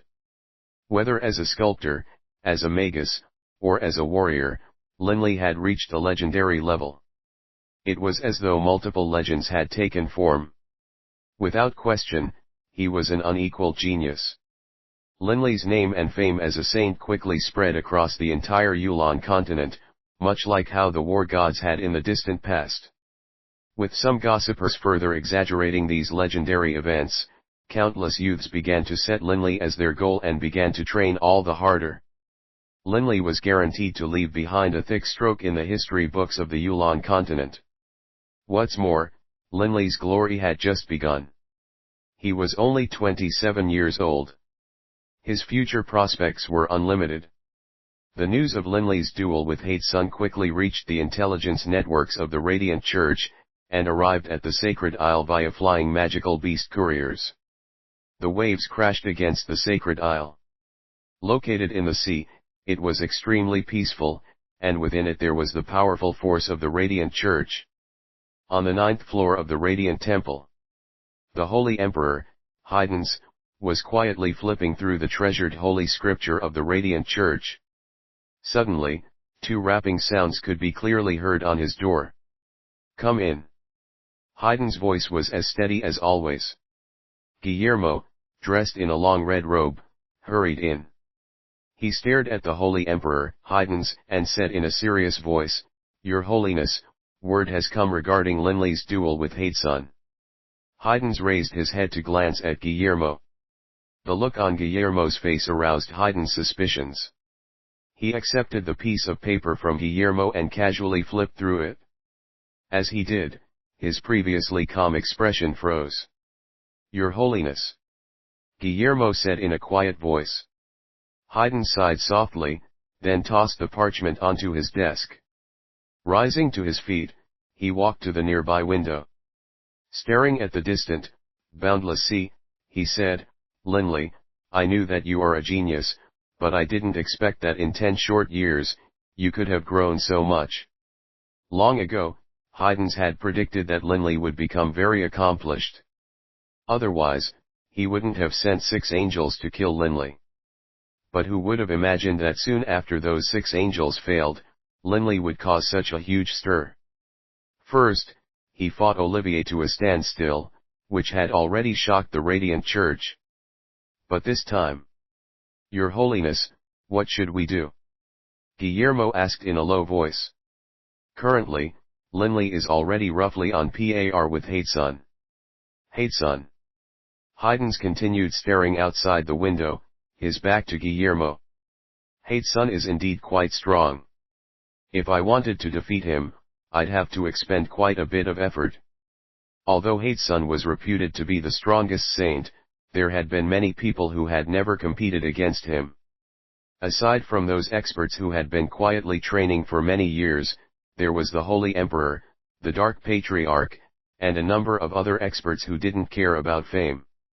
Oracular magic was one of the 3 types of high magic, after all.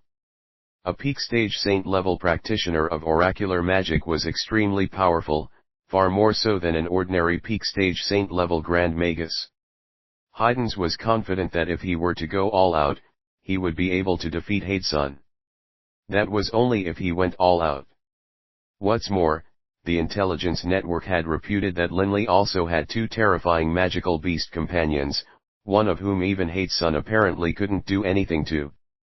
Linley has those 2 saint-level magical beasts. If I and Asano were to both attack, most likely at most we would only be able to force Linley to flee. To kill Linley, we would need to have all the experts of the church come," Haydn said in a low voice. To defeat and to kill were 2 totally different concepts.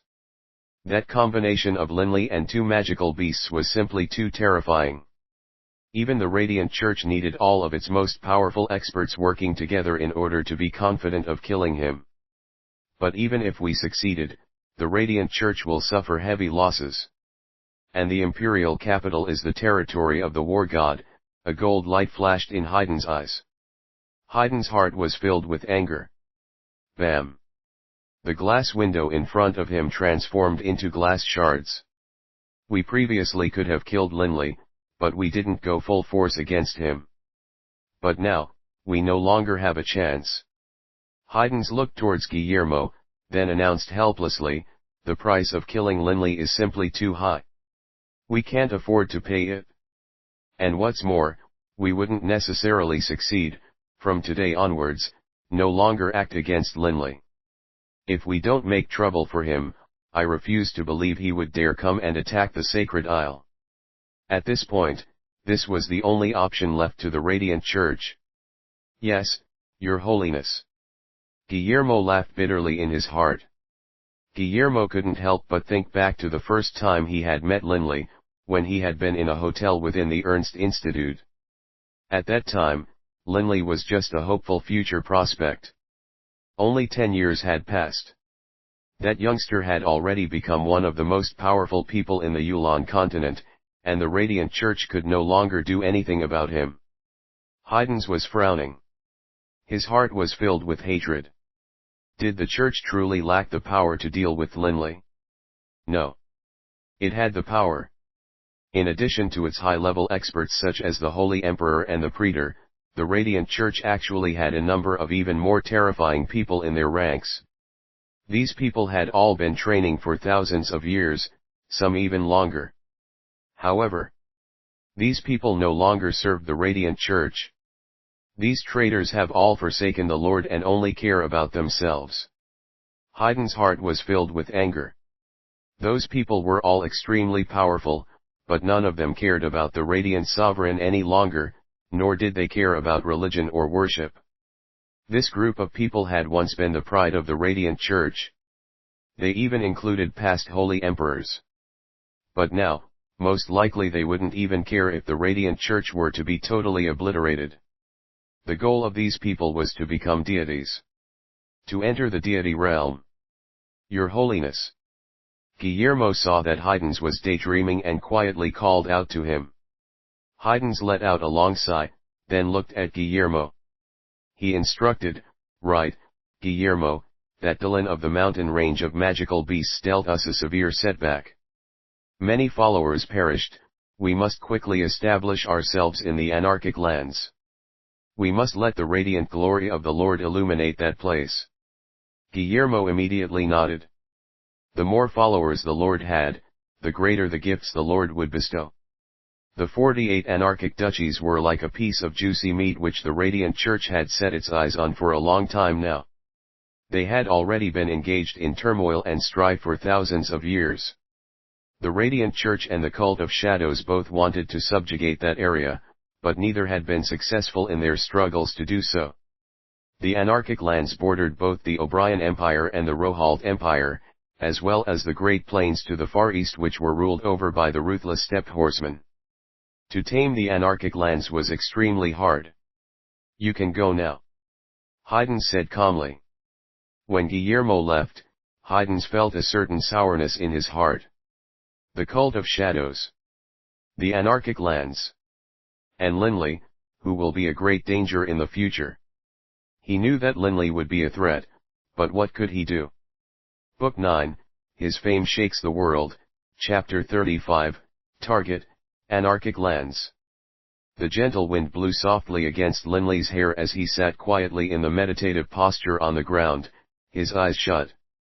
His soul had become one with the earth and one with the wind.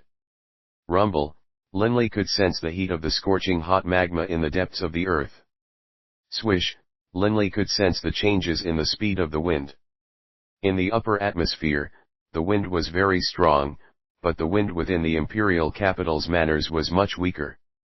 Linley could clearly sense all the changes of the wind. Linley enjoyed the sensation of training.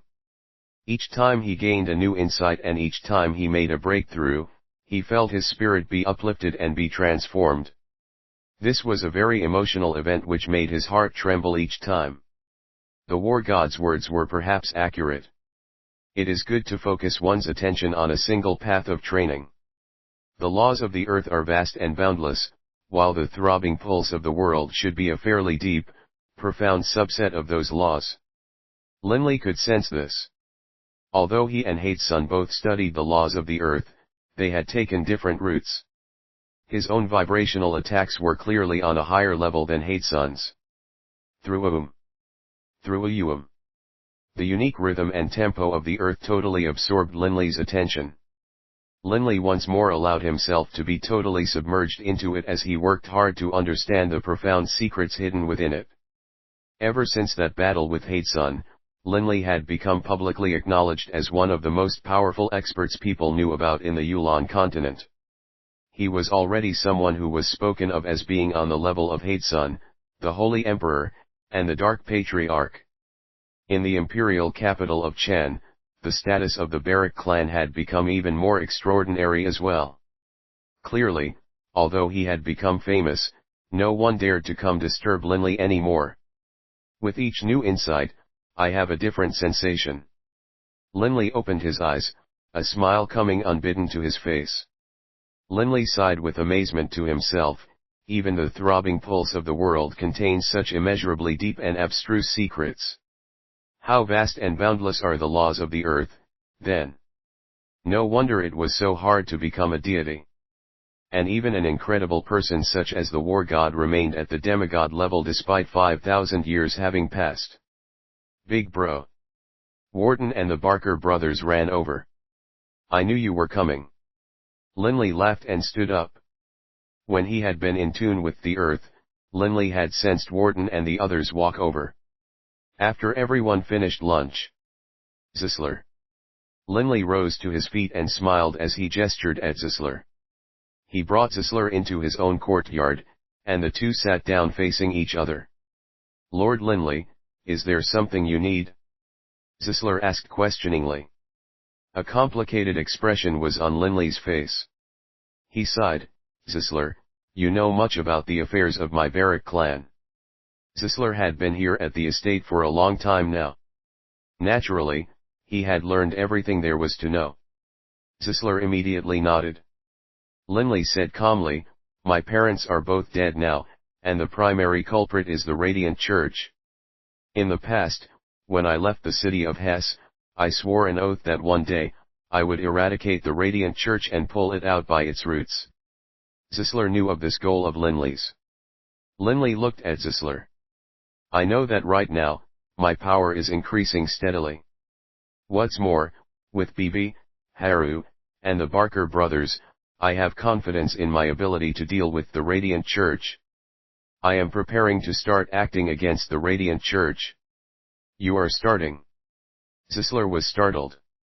Linley was planning to openly act against the Radiant Church? Linley, although it is true that our power is now quite formidable, the roots of the Radiant Church are very deep as well, Zisler hurriedly tried to dissuade him. Although he, too, wished to destroy the Radiant Church, they had to be wise about it. Linley smiled and waved his hand. No, I'm not going to fight them head on yet. Last time, I heard you talking about the anarchic lands. Didn't you say the Radiant Church highly values that area? And that there is a lot of power there? Linley asked.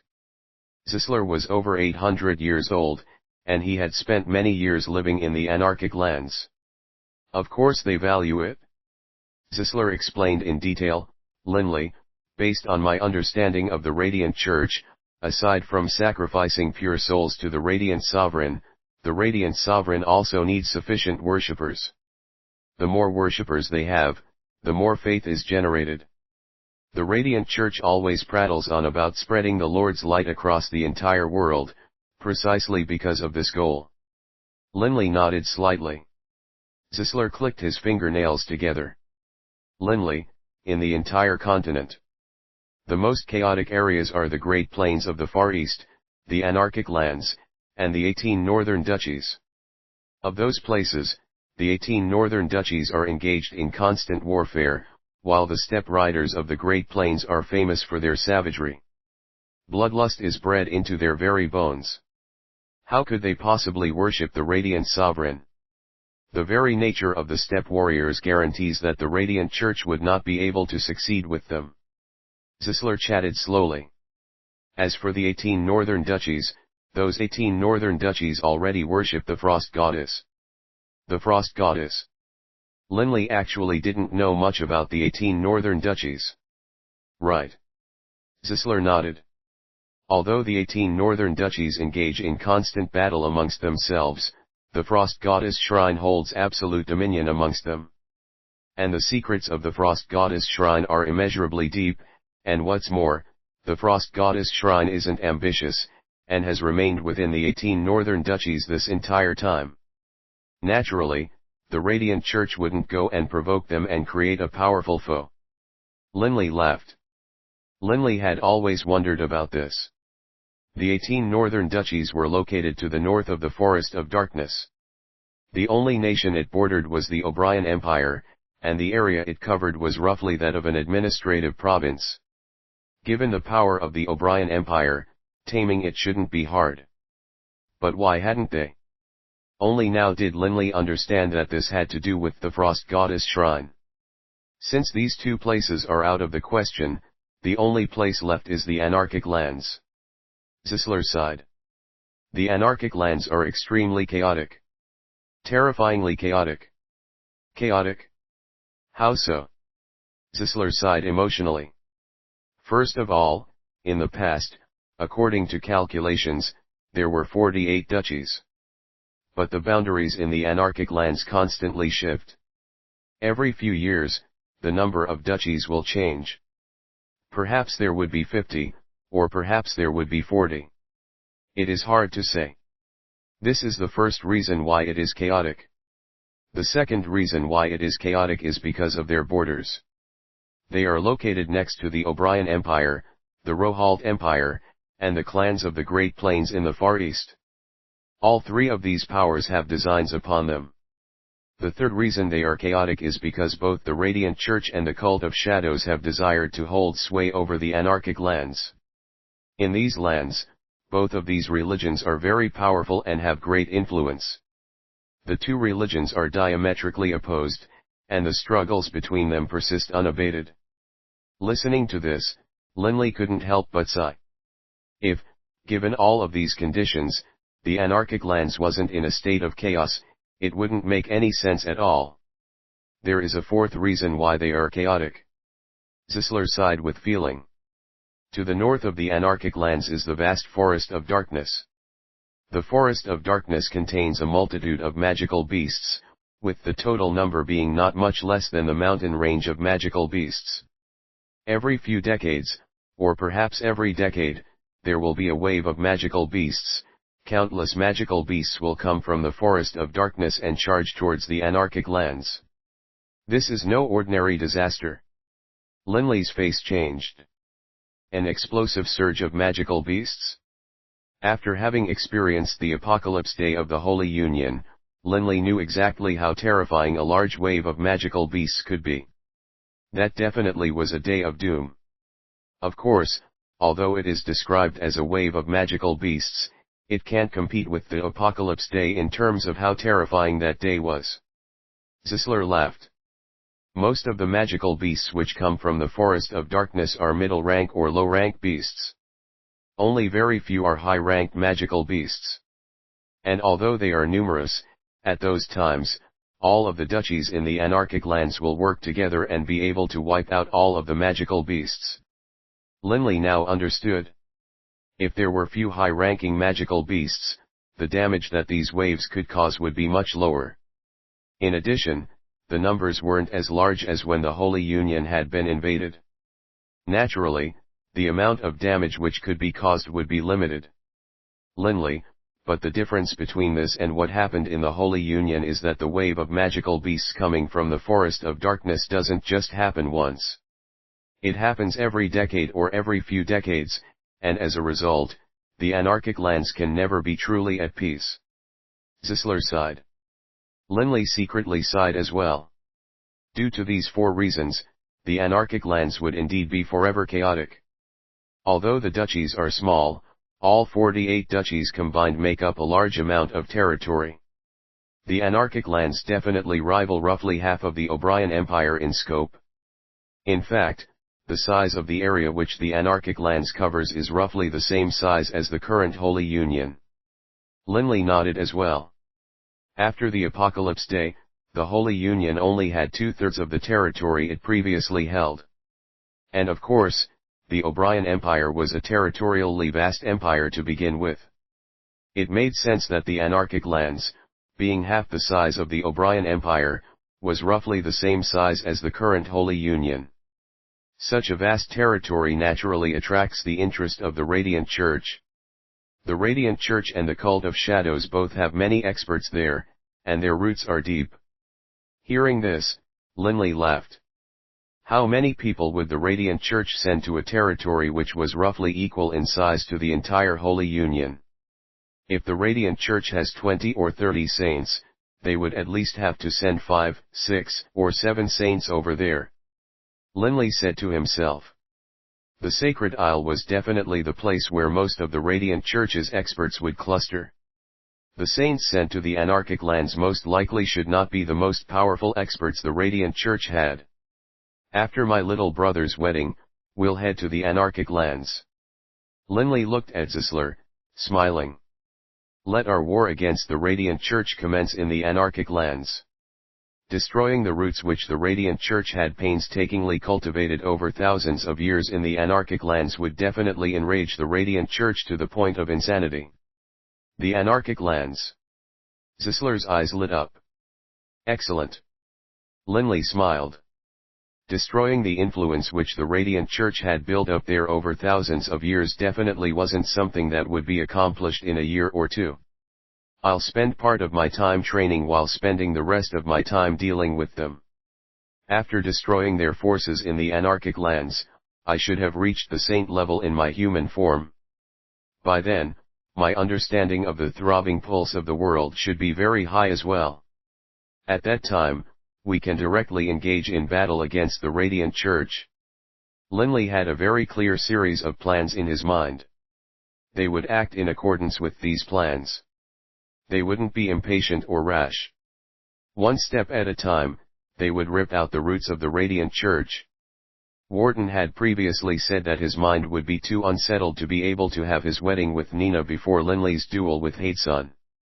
They had now set the date of the wedding, September 15th. It was now the beginning of September. Both the Count's estate as well as the imperial clan were busy making preparations for this grand wedding. The wedding banquet was far more important than the engagement banquet. Count Wharton's estate. Linley's residence.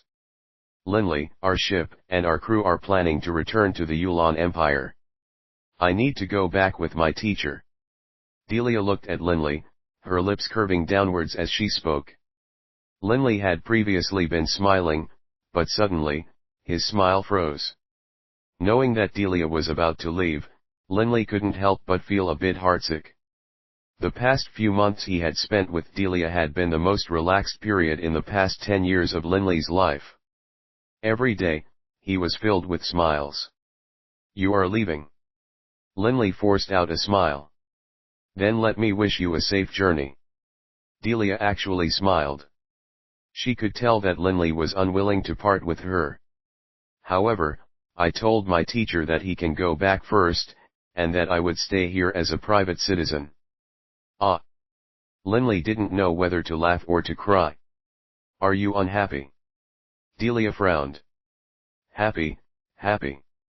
Linley hurriedly said, but then he looked solemnly at Delia. Delia, there's something I need to tell you. What? Delia looked expectantly at Linley. After my younger brother's grand wedding, I will most likely need to go to the anarchic lands. Linley said. Oh. Then I will go as well. Delia didn't hesitate in the slightest. But just at this moment, a series of excited shouts could be heard, while a human figure rushed at high speed to Linley's residence. From outside the door, Gates' loud voice could be heard shouting, Lord, my fourth brother has also broken through and reached the 9th rank. Of the 5 Barker brothers, 4 now had the power of saints. Yet another saint. A smile couldn't help but appear on Linley's face. These 5 brothers were indeed capable of easily bringing people wonderful surprises. Book 9, His Fame Shakes the World, Chapter 36, Reynolds' Crisis. Of Barker and his brothers, at this point, Barker, Ank, Boone, and Gates had all reached the 9th rank. After transforming, they had the power of a saint.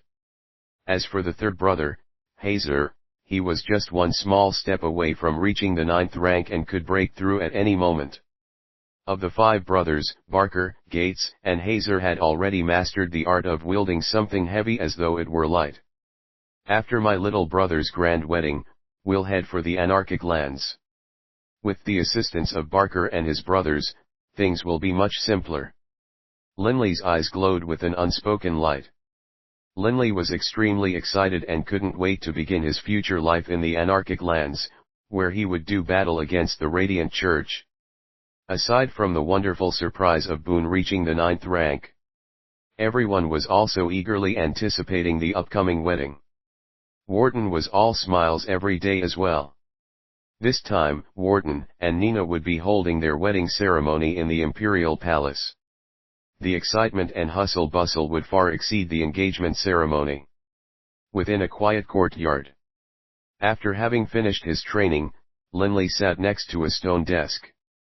With a flip of his hand, he retrieved a flask of fruit wine. While drinking wine, he stared forward, pondering. From the look of him, he was clearly thinking about something. Bibi stealthily peeked at Linley. Swish. Bibi suddenly scurried onto Linley's table. Linley was startled by Bibi. Bibi, what are you doing? Bibi stood up straight, folding his claws over his chest, staring at Linley with an appraising gaze. Based on the observations of myself, Bibi, I've discovered that you, boss, are thinking lustful thoughts about love. Bibi spoke with the aura of absolute conviction. Linley didn't know whether to laugh or to cry. I'm thinking about those dear brothers of mine. In a few days, it will be Warden's grand wedding. But Boss Yale, second bro, fourth bro, none of them will be able to come. Linley let out a long sigh. I wonder how the three of them are currently doing. Yale, Reynolds, and George, these three dear friends of Linley, held a very firm position in Linley's heart. Their love for each other was as deep as that of real brothers. Reynolds wasn't doing very well. After that short break, he had returned to the army. Even after learning of Linley's duel with Hateson, he hadn't had a chance to come watch. This was because, as a soldier, he had to follow orders and procedures. Although Reynolds was quite sloppy and lazy, when he was in the army, he absolutely was a man who would do what he said he would and who would obey orders without question. At the borders of the southeast administrative province of the O'Brien Empire, in the area south of the city of Neil Nair, was the area where the O'Brien Empire intersected with the Rohald Empire. This was also a fairly chaotic area. The Rohald Empire was located to the south of the anarchic lands and west of the Great Plains of the Far East. Due to constant warfare with the steppe riders of the Great Plains, the Rohald Empire had a very ferocious, martial spirit, and their armies of mounted knights were legendary for their prowess. The Rohald Empire and the O'Brien Empire constantly engaged in warfare in the area near Neil City, and the blood from those countless battles had stained the very dirt itself a dark red color in the wilderness outside the city. Whoosh! Whoosh! The strong wind howled through the wild grass, which was half the height of a man. The wild grass bent from the wind. Through it, one could see that there was a small creek nearby, where dozens of stallions were drinking water with their heads lowered. Several dozen knights were seated on the ground, resting, while several others were maintaining a watch. Right now, Reynolds was sitting atop a tree, his hawk-like eyes constantly scanning their surroundings. When he was in the army, Reynolds was very different from how he acted in private. Right now, he wore a deep blue armor which had a golden insignia of a flame emblazoned onto his chest. This represented that he was a member of the Golden Flame Legion, one of the elite legions of the O'Brien Empire. And the design of his armor gave testament to his rank, senior captain. Reynolds withdrew a watch from his breast pocket and checked the time. 3 in the afternoon. At 5, the others should have arrived. Milord. A blue-haired knight walked over with a laugh. The Rohald Empire is currently not in a state of warfare with the O'Brien Empire. Don't you feel that we are wasting energy by maintaining such a long watch? Tiger, stop talking. Reynolds frowned. Yes, sir. The blue-haired knight no longer dared to laugh. Commanding this squadron of knights was actually a downgraded position for him as a senior captain. In total, there were 3 medium-sized squadrons with 900 people total. Right now, they had been separated into 18 smaller squads and taken separate routes. The squad which Reynolds was leading was actually his personal squad, and a very powerful one. He had already been in the army for quite a few years, and Reynolds had slowly risen through the ranks from common soldier to his current position. Although the Rohald Empire has not been in open warfare for over 10 years with our O'Brien Empire, aren't there always small skirmishes? Each year, the Empire suffers over 10,000 casualties from these border skirmishes. Reynolds said solemnly. And based on my calculations, it has been a very long time since a large battle. I imagine the population of the Rohald Empire has already reached its limits, and they will therefore force some battles. Thus, we must be careful. The meaning of warfare was very simple. When the population rose too much and there wasn't enough land or food to support the people, the empires would naturally begin to war against each other. If they didn't, the empires would fall into internal chaos. After 2 empires both suffered a high amount of casualties, the reduced population would mean that the amount of land they had was sufficient to sustain their people. Naturally, they would cease fighting. In truth, This was one of the most basic principles. After all, to most commoners, the most important, basic necessity was that of sufficient food and a place to live. Yes, my lord.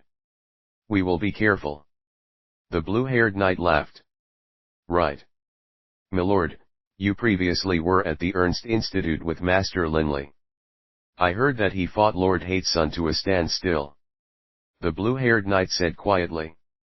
Hearing his subordinate ask him about Linley, Reynolds couldn't help but begin to grin. The only reason he suffered a slight loss was because he didn't have enough battle chi. Reynolds said calmly. In his heart, Reynolds actually felt quite regretful that he hadn't been able to go watch this life and death battle of his beloved bro. Turning his head to stare westwards, Reynolds squinted his eyes due to the scorching rays of the sun. His dear brother Linley was in the imperial capital to the west. In a bit more than a year, my 10-year commitment will be up and I'll be able to leave the army. Reynolds secretly sighed to himself. The 8+ years of army life had caused Reynolds to truly enjoy being in the army, but Reynolds knew that per the regulations of his clan, if the descendants of the clan were able to reach the rank of Legion Commander or Deputy Legion Commander, they would be permitted to remain in the army. If they did not, then they would have to return home to the clan. Right now, Reynolds was only a senior captain. He was still one step away. But although Reynolds did rather enjoy the army life, he didn't want to spend his entire life in the army. He still wanted to quietly train his magic in peace. He was already a magus of the 7th rank. If he spent another 100 years in painstaking training, he still had a shot at becoming an archmagus of the 9th rank. While he quietly waited, the other squads began to arrive. By around 4:50 p.m., around 400 people had gathered here, with 500 yet to arrive. HRM. Reynolds suddenly frowned. He suddenly had the sensation of impending danger, as though an invisible, murderous force was stealthily creeping towards them. As a magus, Reynolds had an extremely powerful spiritual force, and his premonitions were far stronger than most people's. Everyone, be careful. Reynolds suddenly shouted coldly. Yes, my lord. All the surrounding knights answered, but right at this moment, the sound of frantic hoofbeats could be heard, drawing closer to them at high speed. Enemy ambush! Enemy ambush! That fierce shout shattered the calm skies. Virtually all of the knights reacted very quickly, snatching up their spears and raising their shields as they all charged at high speed towards their horses. But just at this moment, sharp arrows began to rain down upon them from afar. Swish! Swish! The arrows rained down upon them at high speed like a plague of locusts. All of the knights immediately knelt down while raising their shields to protect themselves, while moving closer to each other. The Empire's shields were of very high quality. In battle, it was rare that ordinary arrows would be able to pierce through them. And indeed, many of the arrows struck the shields, but the shields would only tremble slightly as the arrows fell to the ground, spent. But 10 or so arrows passed straight through the shields, as though they were made of paper. Pierce! A fast-moving arrow tore straight through a shield, then pierced straight through the knight's head. Brain matter exploded out. Reynolds, seeing this, felt heartsick. These knights were his personal squad, and had followed him for 6 years. 6 years of living together had resulted in deep bonds of affection. But Reynolds instantly could tell, to be able to pierce through shields from hundreds of meters away means they are definitely experts of the 7th or 8th ranks. And there are quite a few of them. Rumble. As those distant people moved nearer, the sound of their horses' hoofsteps grew clearer. This group of people all wore grey armor, and the hooves of their horses were covered with cloth. In front of these people, over 10 blood-stained knights were fleeing. Rossi Luo 11. Reynolds' face changed. Those 10 knights belonged to his squad. My lord, flee, quick. These are the soldiers of the Rohald Empire, and they number in the thousands. Quick, ah! A bloodied knight ran past at high speed, but in the blink of an eye, An arrow went straight through his throat. Kill them all. Let none survive. A cold voice rang out from afar. Flee. Reynolds shouted loudly. Fight against an opponent numbering in the thousands, while he only had a few hundred people. And what's more, they were being ambushed, and the enemy had multiple elite warriors of the 7th and 8th ranks. In addition, their duty was reconnaissance. They had to go back and spread the news. The lucky survivors immediately vaulted onto their war horses. Perhaps because their enemies wanted to acquire those several hundred horses. The arrows that had rained down on them just now had only struck the knights. Not a single warhorse had been killed. Flee! Flee! The only thing on Reynolds' mind was to flee at high speed. At the beginning, 400 men had tried to flee, but right now, only 100 were left. That 100 were left was because Reynolds had used magic to intimidate their enemies. While fleeing, Reynolds was still muttering the words to even more magical spells. With Reynolds at the center, 8 swathes of flame shaped like great swords suddenly exploded forth, scattering in every direction and charging directly towards the pursuing armies. Fire-style magic, decapitating inferno. Crackle, crackle. The blazing flame slashed down on the bodies of those knights, who immediately began to scream in agony. Their metal armor rapidly melted, and in the blink of an eye, they were turned to char. The surrounding grass began to blaze as well, and the following knights were forced to slow down. Chase, chase. That blonde, tousled-haired leader stared angrily at the distant Reynolds. If it hadn't been for that distant Magus, he would have wiped out this group of people long ago. But because of that Magus and because it was autumn and the grass was dry, the grass had easily begun to burn and caused a huge wildfire, blocking their pursuit. Magical force wasn't endless. Reynolds didn't dare to use any actual spells of the 7th rank. All of the spells he had used were of the 6th rank. But despite that, nearly all of the mage force in Reynolds' body had been exhausted. Only a single squad of 300 soldiers of the Rohald Empire continued their pursuit, but this squad had over 10 experts of the 7th rank. Clearly, this was an elite squad. And in Reynolds' squad, there was only a single warrior of the 7th rank, and of course himself, a magus of the 7th rank. The city of Neil. I can see the city of Neil. One of the knights shouted loudly.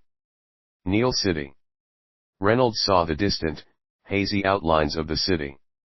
His eyes were filled with hope, and he frantically urged his horse forwards. Swish! Yet another arrow shot at them from behind, and the exhausted Reynolds once again frantically dodged while raising his shield to block. With a slash sound, the arrow pierced through the shield and into Reynolds' shoulder. The powerful force of that arrow actually caused the exhausted body of Reynolds to sway, and he nearly fell from his horse. After running for 2 hours, it was almost dusk. The walls of the city of Neil were manned by quite a few warriors, as well as a number of nobles who were on the walls strolling about aimlessly. Open the city gates, quick! There are soldiers of the Rohald Empire behind us. Kill them all! Reynolds roared furiously. In the blink of an eye, Reynolds and his tens of wounded surviving soldiers reached the outskirts of the city of Neil, but the gates to the city didn't open. Swish! An arrow shot out at one of the nobles on the wall. Don't open it! Don't open the city gates! A shrill, ear-piercing voice could be heard coming from up above. Fire your arrows! Shoot the enemies to death! That pursuing squad of the Rohald Empire stopped just outside of bow range. 10 of them actually dismounted, then charged directly towards the city walls. They easily dodged the arrows aimed at them from above, and all of them were covered with a sheath of battle chi. These were mighty warriors indeed. Kill that magus! The leader of those 10 men stared fixedly at Reynolds. They had chased all the way over here for the sake of killing Reynolds. A magus without mage force was simply far too weak. Right now, Reynolds couldn't fight back at all. Open the gates. Reynolds' squad of knights felt totally hopeless now. Although they had several dozen people and their enemy only had 10, just from looking at their opponent's battle chi, they could tell that the leader of their enemies could probably kill them all by himself. Book 9, His Fame Shakes the World, Chapter 37, Grievous News on the Wedding Day. Open the gates. Open the gates. Reynolds and his men continuously howled with anger. The enemy only had 300 in total, while Neil City had tens of thousands of soldiers. What was there to be afraid of? After making their way back here, Reynolds and his men had thought that their lives had been saved, but now. Slash. A warblade chopped down towards a knight's neck, bifurcating him into 2 pieces. His intestines rolled out. Die, all of you, die. The leader of the enemies laughed wildly. Reynolds' side was quickly decimated. In the blink of an eye, only a few were left. Staring at the enemies, Reynolds couldn't help but feel despair. Am I going to die? Reynolds had many goals and dreams which he had yet to accomplish. But now, he was about to die. On the city walls, a group of nobles were surrounding an ashen-faced middle-aged noble. Your Imperial Highness, are you all right? Don't be afraid, Your Imperial Highness.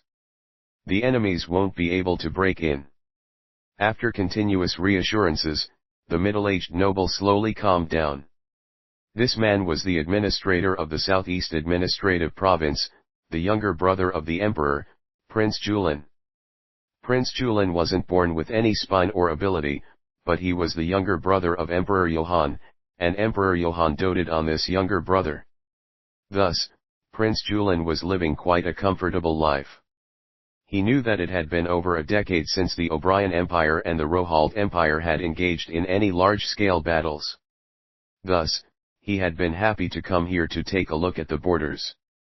His arrival had caused all the local nobles of Neil City to surround and pamper him.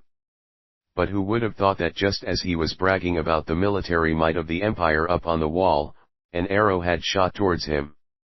Fortunately, the guards next to him had blocked the windows. Open the gates. A desolate, angry howl from below. The surrounding warriors' eyes were turning red at the scene. There weren't many enemies. If the army of Neil City were to charge out, they could definitely kill all the enemies with ease. But Prince Julin refused to let them open the gates. Your Imperial Highness, there aren't many enemies below. Let me lead my men to go kill them. A military officer begged. Bullshit. Prince Julin pointed at his nose and cursed, what the hell do you know? Can't you see that far away, there are several hundred soldiers? But Your Imperial Highness, our city of Neil has 30,000 soldiers. The military officer argued. Prince Julin sneered, it is dusk right now, and in the distance, there is a great deal of tall grass. Who knows how many enemies are lying in wait? Think about it, for just a few hundred people to dare attack, surely they must have some sort of support, yes. It isn't worth the risk and the additional bloodshed just to rescue a few dozen soldiers of the Empire. Prince Julin spoke with authority and determination. But Your Imperial Highness, the military officer didn't know whether to laugh or to cry. Clearly, this Prince Julin didn't know anything about military affairs. Given how sturdy the city of Neil was, even if their enemy had 100,000 soldiers, they wouldn't find it easy to break through the defense of Neil City and its 30,000 soldiers. What's more, his side was just going to go kill the enemies below the city walls. It wasn't as though they were going to chase and counterattack. Prince Julin wiped away the cold sweat from his forehead. Isn't it just a few dozen common soldiers? If they die, they die. I don't want to be in any risk. Prince Julin secretly said to himself. He immediately said with severity, remember, you are not to attack without authorization. Otherwise, if something happens, don't blame me for being merciless. Your Imperial Highness, the leader of those people seems to be Reynolds. Someone suddenly said. Which Reynolds? Prince Julin frowned. The Reynolds who is in the principal line of descent for the Dunstan clan. The Dunstan clan. Prince Julin frowned, but then he laughed uncaringly. To die for the sake of the empire is a glorious thing for their clan. In addition, the Dunstan clan is a large one. So what if a single descendant dies? Prince Julin didn't care in the slightest. Open the city gates. That desolate cry rang out again.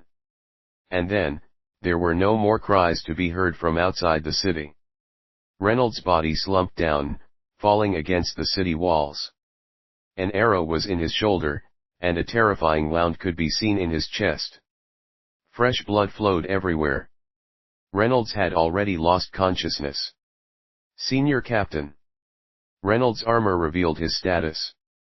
The leader immediately grabbed Reynolds, tossing him onto his shoulder, then shouted to his men, "Let's go." As he spoke, those 10 men left as fast as lightning. From start to finish, aside from shooting arrows atop the city walls, the defenders of the city of Neil didn't open the city gates or engage the enemies in battle at all. The Dunstan clan possessed tremendous influence in the military.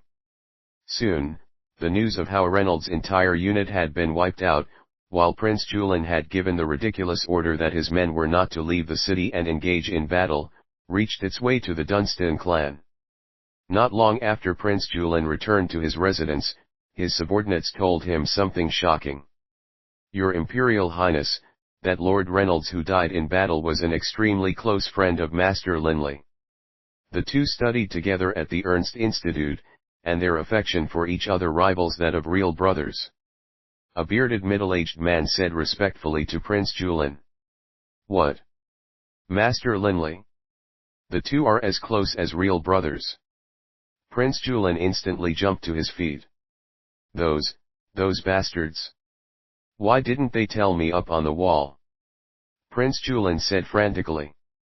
"Your Imperial Highness, there aren't many people who know of the relationship between Linley and Reynolds.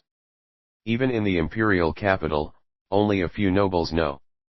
How could those distant nobles of Neil City know about this?" Prince Julin immediately began to frown.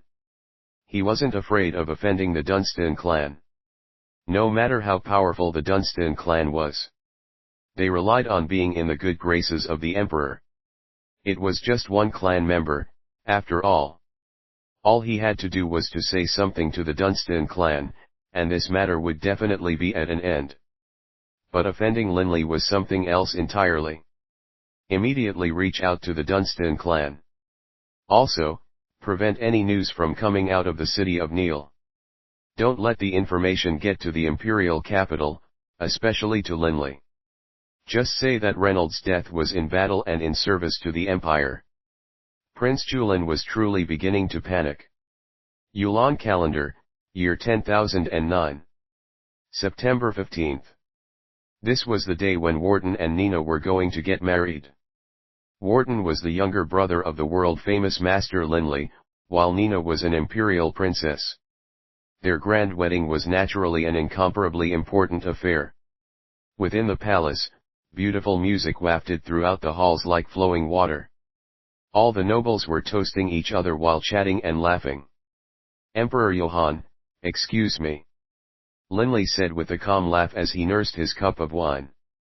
Linley truly was not accustomed to dealing with these nobles. After saying a few words to a few people, Linley left the main hall and headed towards a garden, with Delia soon following him there. "What is it, Linley?" Delia laughed. "Not comfortable." Linley chuckled. "It seems that today you aren't in a very good mood." Delia saw that an unhappy look was on Linley's face. Linley nodded. "I don't know why, but for some reason, I feel anxious and irritable." When one's spirit had reached Linley's level, it was quite rare that one would feel irritable and uncomfortable. "Today is Wharton's grand wedding. Be happy," Delia consoled. Linley let out a long breath and nodded. While Linley and Delia were in the garden, Emperor Johann received a secret letter. His personal attendant said in a soft voice, "Your Imperial Majesty, Reynolds of the Dunstan clan died in battle." "Reynolds died? Which Reynolds?" Emperor Johann glanced at his personal attendant. Why did a single person's death have to be brought to the attention to the emperor? Did he, the emperor, have nothing better to do than to worry about this? This was a classmate of Master Linley's at the Ernst Institute. He is on extremely good terms with Master Linley. His personal attendant said in a quiet voice, "Your Imperial Majesty, this matter involves His Imperial Highness, Prince Julin." Julin. According to our reports, Reynolds and his men were pursued by the soldiers of the Rohald Empire to the walls of the city, but Prince Julin ordered his men not to open the gates and to strictly defend only. Defend? How many soldiers did the enemy have? Emperor Johann frowned. 300. The palace attendant said. Emperor Johann's eyes bulged out. 300, and he had them defend only. This Julin, geez, Emperor Johann felt a surge of anger, but then, in the blink of an eye, he understood what had just happened. He understood his younger brother very well. Julin was a person without much ambition. His main problem was that he was a bit of a coward. Emperor Johann didn't consider this much of a flaw. After all, he didn't need to rely on Julin to lead his armies or to do anything else. But now, the situation had just gotten complicated. If Linley were to find out, and if Linley were to cause trouble. Thinking back to the terrifying power Linley had displayed at Mt Tujiao, and how powerful those two magical beasts were, Emperor Johann immediately understood that unless the experts from the War Gods College were to intervene, there was no way he could suppress Linley's forces at all. But how could the War Gods College intervene for the sake of a mere prince? This was impossible. Julin. All he ever does is create disasters for me. Emperor Johann rapidly considered what to do. Although he was furious, he still had to protect his little brother. Your Imperial Majesty, as Prince Julin tells it, they didn't have a chance to rescue Reynolds before Reynolds and his men were killed at the base of the city walls. At that time, it was already very dark, and they weren't sure as to exactly how many men the opponents had. The palace attendant said softly. Emperor Johann nodded slightly. He carefully considered how to manage this affair. There was no way this could be totally hidden. This was Emperor Johann's first reaction. It was best not to try and hide something from a peak stage saint like Linley. Otherwise, once the lie was discovered, things would go catastrophically wrong. Emperor Johann immediately walked out of the hall and headed towards the garden in search of Linley. Emperor Johann. Linley, who was strolling alongside Delia, saw Emperor Johann walk over with a dire expression on his face. He couldn't help but call out to him questioningly. When Emperor Johann saw Linley, the look on his face became all the grimmer. Emperor Johann, what exactly has happened? Linley frowned. Emperor Johann sighed. Linley, I'm going to tell you something, but you have to be calm. What happened? Linley was growing nervous. These past few days, Linley kept feeling irritable and restless. Hearing Emperor Johann's words, he began to worry. It seemed as though something terrible had happened. Emperor Johann let out a low sigh. Just now, we received word from the Golden Flame Legion based in the Southeast Administrative Province. A squad of knights led by Reynolds was ambushed by enemy forces, and was chased back the entire way. Linley's heart instantly sank. Reynolds and a few people managed to make their way towards Neil City, but the soldiers of Neil City didn't have enough time to save them. Reynolds and his men, all died in battle. All died in battle. All died in battle. All died in battle. These 4 words struck Linley like thunderbolts, reverberating and echoing in Linley's mind. Linley felt as though his mind had gone blank, and all strength had left his body. Everything had gone blank. After a long time. Fourth bro, he died. Linley stuttered. Hi there. I'm Reynolds, from the O'Brien Empire. Linley could still clearly recall how he had met Reynolds for the first time, as they were registering to enroll in the Ernst Institute. The first person he had met was Reynolds. At that time, Linley had been with Uncle Hillman, while Reynolds had been with his grandpa Lomua. Two young children had become friends, just like that. The 8 years after that, they had been together day and night. Reynolds' sloppiness, his mischievousness, his sincerity, his joyful laughter. One scene after another swam to the forefront of Linley's mind. Fourth bro, he died. Linley couldn't believe it. Just a while ago, his fourth bro had been chatting and laughing with himself and Boss Yale. But just like that, he had died in battle. Linley could clearly remember how he had looked and how he had sounded. How could fourth bro have died?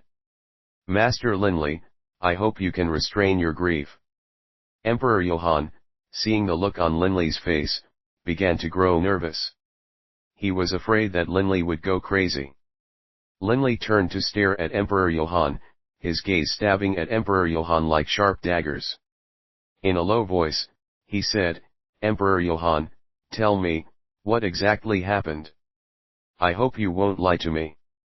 If you are wise, you can probably guess what the results would be for someone lying to me. Tell me, what exactly happened? Book 9, His Fame Shakes the World, Chapter 38, Is It True? Emperor Johann couldn't help but frown at Linley's attitude. No matter what, he was still the emperor of the O'Brien Empire. Emperor Johann. Linley's voice grew even deeper, and his eyes stabbed at Emperor Johann. Emperor Johann suddenly had the sensation that he was sinking into a cold, dark abyss. Linley's stare was making it somewhat hard for him to breathe. Emperor Johann's throat clenched, and he managed to say, Master Linley, what is the meaning of this? Don't you trust us? By his side, Delia maintained her silence. Linley stared at Emperor Johann. In a deep voice, he said, Emperor Johann, it isn't that I don't trust you. Only, Reynolds is my close friend. All of a sudden, you tell me that he died in battle? Tell me, how could I not want to try and find out the truth of the matter? The truth of the matter. Emperor Johann stood erect and said angrily, Master Linley, can it be that we are not telling the truth? Let us tell you once again, Reynolds was pursued and killed by the forces of the Rohald Empire to the walls of Neil City, where he died in battle. There is no question about this. Neil City. Linley's eyes couldn't help but narrow. Emperor Johann, if Reynolds had already fled to the walls of Neil City, how could it be that those many soldiers of Neil City were unable to rescue Reynolds? Emperor Johann hesitated, but then said firmly, at that time, we were not there. However, according to what we have learned, just as Reynolds arrived at the walls of Neil City, he was killed before the soldiers of the city had a chance to rescue him. His fourth bro had died. Linley didn't wish to believe it. When he had been interrogating Emperor Johann, scenes and memories of the time he had spent with his fourth bro came drifting uncontrollably to his mind, causing Linley's baleful feeling in his heart to grow even stronger. Emperor Johann could sense that Linley's mood was transforming. The aura of the surrounding environment had become terrifyingly oppressive. Giant beads of sweat appeared on Emperor Johann's forehead, but he only stared at Linley. No matter what, he couldn't open his mouth and spill the truth. He had to insist that Reynolds had died in battle, and the soldiers of the city of Neil didn't have a chance to rescue him. Linley closed his eyes, forcing down that demonic feeling in his heart. He let out a breath. When his eyes opened, they flashed like lightning. Under Linley's gaze, Emperor Johann felt tremendous psychological pressure. As an ordinary warrior, how could his spiritual energy compare to that of an archmagus of the 9th rank like Linley?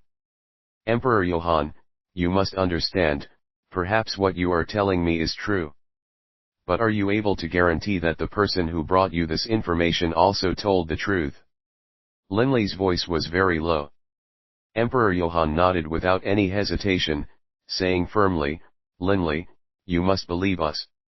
Linley glanced at Emperor Johann, then said calmly, Emperor Johann, I'm not in a good mood today. I'm going back home. Let my little brother and Nina know. Although his forehead was covered in sweat, Emperor Johann still squeezed out a smile. Master Linley, we can totally understand how you are feeling. Master Linley, go home and get some rest. We shall definitely inform Warden and Nina. Linley nodded, then left the imperial palace alongside Delia. Watching Linley leave, Emperor Johann finally let out a sigh of relief. Wiping the sweat from his forehead, he secretly said to himself, "Good heavens, lying in front of Linley is absolutely terrifying." If Linley were to have let loose his anger, no one here would have been able to stop him. After calming himself down, Emperor Johann once more summoned that noble, majestic smile to his face and returned to the main hall. Linley and Delia walked shoulder to shoulder on Boulder Street. On the way back from the imperial palace, Linley had been silent the entire time. Next to him, Delia could sense how much pain Linley was in. After a long moment, Delia said softly, "Linley." Linley was startled out of his reverie by this voice. Having escaped his memories for a moment, he looked at Delia. "What is it?" Delia said in a gentle, comforting voice, "Are you thinking about Reynolds?" Linley nodded gently. "Delia, in my heart, Boss Yale, second bro, and fourth bro are like true brothers to me. I've never even considered the possibility that fourth bro would die in battle." Although he was calm when saying these words, Delia noticed that Linley's eyes had turned red. Despite being such a resilient person, Linley's eyes were moist. One could imagine how much pain he was in. Even if he didn't actively think about past events, the memories of his youth swam to him unbidden. He still remembered how the four of them had drank together and played together, laughing merrily. He still remembered how, in their dormitory, they chatted about the girls of the institute. At that time, both Reynolds and Yale were very animated. Thinking back to Reynolds' sloppy, lazy demeanor, Linley couldn't help but feel even more miserable. They had arrived at Count Warden's manor. "Milord," the gate guard said respectfully. After staring at the estate, Linley then turned his head towards Delia. "Delia, you can go back for now." "Where are you going?" Delia asked questioningly. Hurriedly, she said, "Linley, please don't do anything rash." Delia knew that given Linley's current condition, it was possible that he might cause some sort of disastrous catastrophe. Linley shook his head. "No, I'm just going to Reynolds' home, the Dunstan clan." The Dunstan clan was also one of the oldest clans of the O'Brien Empire. In the army, the Dunstan clan had an extremely large amount of influence. The Dunstan clan was located not too far from the imperial palace. Using the wind shadow spell, Linley soared as gracefully as the wind itself through the streets of the city.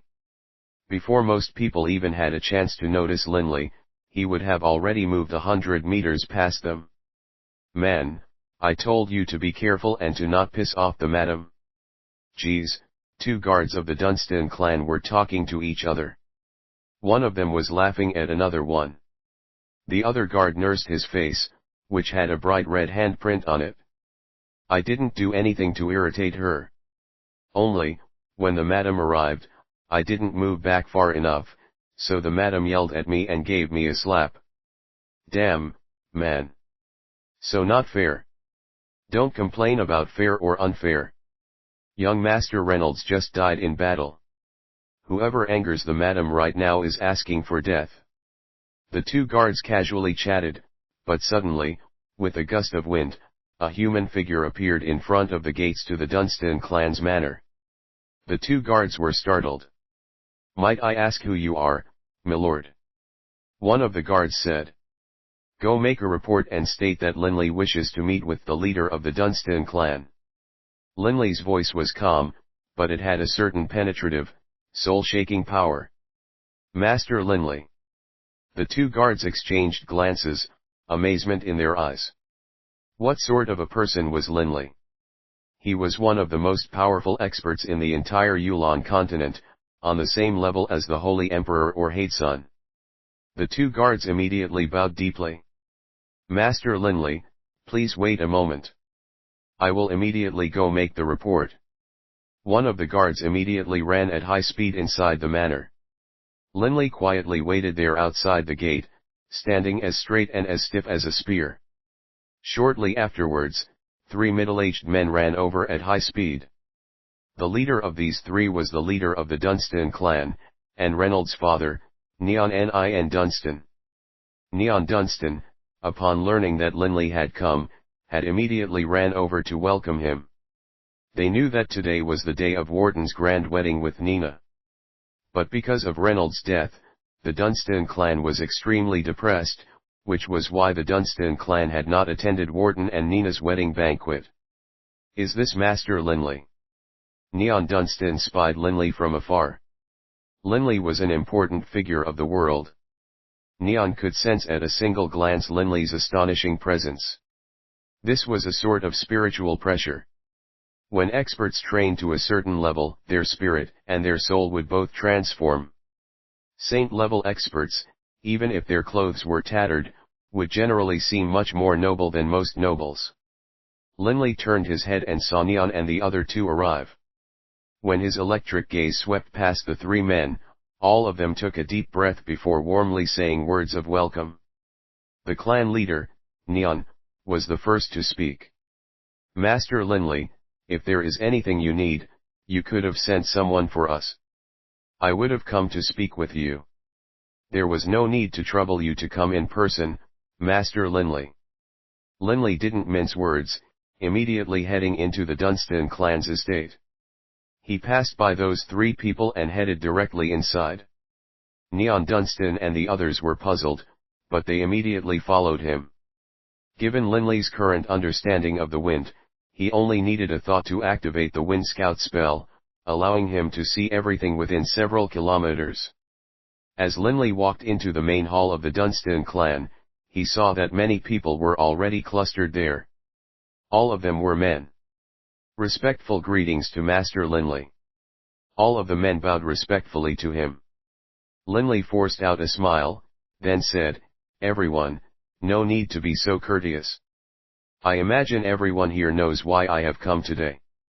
Neon Dunstan and the others exchanged glances. All of them were stunned for quite a while. "Reynolds is dead." Linley's gaze swept the men surrounding him, his voice growing deep. "Reynolds was one of my best friends. We were as close as real brothers." Linley's voice filled the entire hall with a stifling aura. "Right now, what I want to know is, how exactly did Fourth Bro die? Was it truly due to the so-called reason of the soldiers of Neil City not being able to rescue him in time, resulting in him dying in battle?" Linley's gaze came to a halt on Neon Dunstan. Neon Dunstan sighed deeply. "Linley, Reynolds was my son. I am in great pain over his death. But there is nothing for it. In war, people will die. The Dunstan clan can't kick up a huge fuss and racket just because my son died. The Dunstan clan is a military clan. The original reason why we decided long ago to have every single son serve for 10 years in the military was to make sure that they were all mentally prepared to die in service to their country. If they aren't able to be tempered like steel, how can they become of use? I understand this." Linley looked calmly at Neon Dunstan. "To sacrifice one's life for one's homeland is nothing to be ashamed of. However, for some reason, I feel that Reynolds' death in front of the walls of Neil City is something hard for me to believe. Could it be that Neil City didn't have any experts present? Wouldn't it be easy for them to simply jump down the city walls and rescue them?" "Uncle Neon." Linley stared fixedly at Neon Dunstan. "You must understand. My brother is dead. If he had died a glorious death in battle, I will only feel proud of him. But if he died a meaningless death, or died due to some other reason, then I must definitely find out everything there is to know about what happened to my dear brother. If his death involved some other people who intentionally caused my brother to die, then I will make them die as well." Linley's eyes were like daggers. Neon and the others all felt their hearts tremble. "Uncle Neon." The way in which Linley had addressed him had caused Neon's heart to quiver as well. "Tell me. Your son. My brother. Did he die an unjust, meaningless death? Linley stared at Neon Dunstan, waiting for his response. A very complicated look was on Neon Dunstan's face, but he looked directly at Linley and replied firmly, Master Linley, thank you so much. However, my son died gloriously in battle. His death was not an unjust one. Linley swept everyone's faces with his gaze. Then I bid you farewell. Linley turned and immediately left the Dunstan clan. Watching Linley depart, Neon Dunstan and the others all let out secret sighs of relief. Neon Dunstan immediately ordered in a bright voice, Everyone, go back to your usual affairs. After speaking, Neon Dunstan immediately left the main hall and returned to his study. Reynolds, forgive your father. As he walked, Neon's eyes turned red. Given the influence and power the Dunstan clan held within the military, they naturally knew exactly what had happened. Neon's son had done battle with the enemy for quite some time at the walls of Neil City before being killed. But Prince Julin had personally ordered that nobody was to open the city gates and rescue them. His death had been an unjust one. Neon's heart was filled with bitter tears. Master Linley might kill Prince Julin in order to avenge you. But His Imperial Majesty dotes on Prince Julin very much. Although he wouldn't dare to seek revenge against Master Linley, he would definitely do so against the Dunstan clan. There was nothing for it. If a man was dead, he was dead. They had to act for the sake of the living.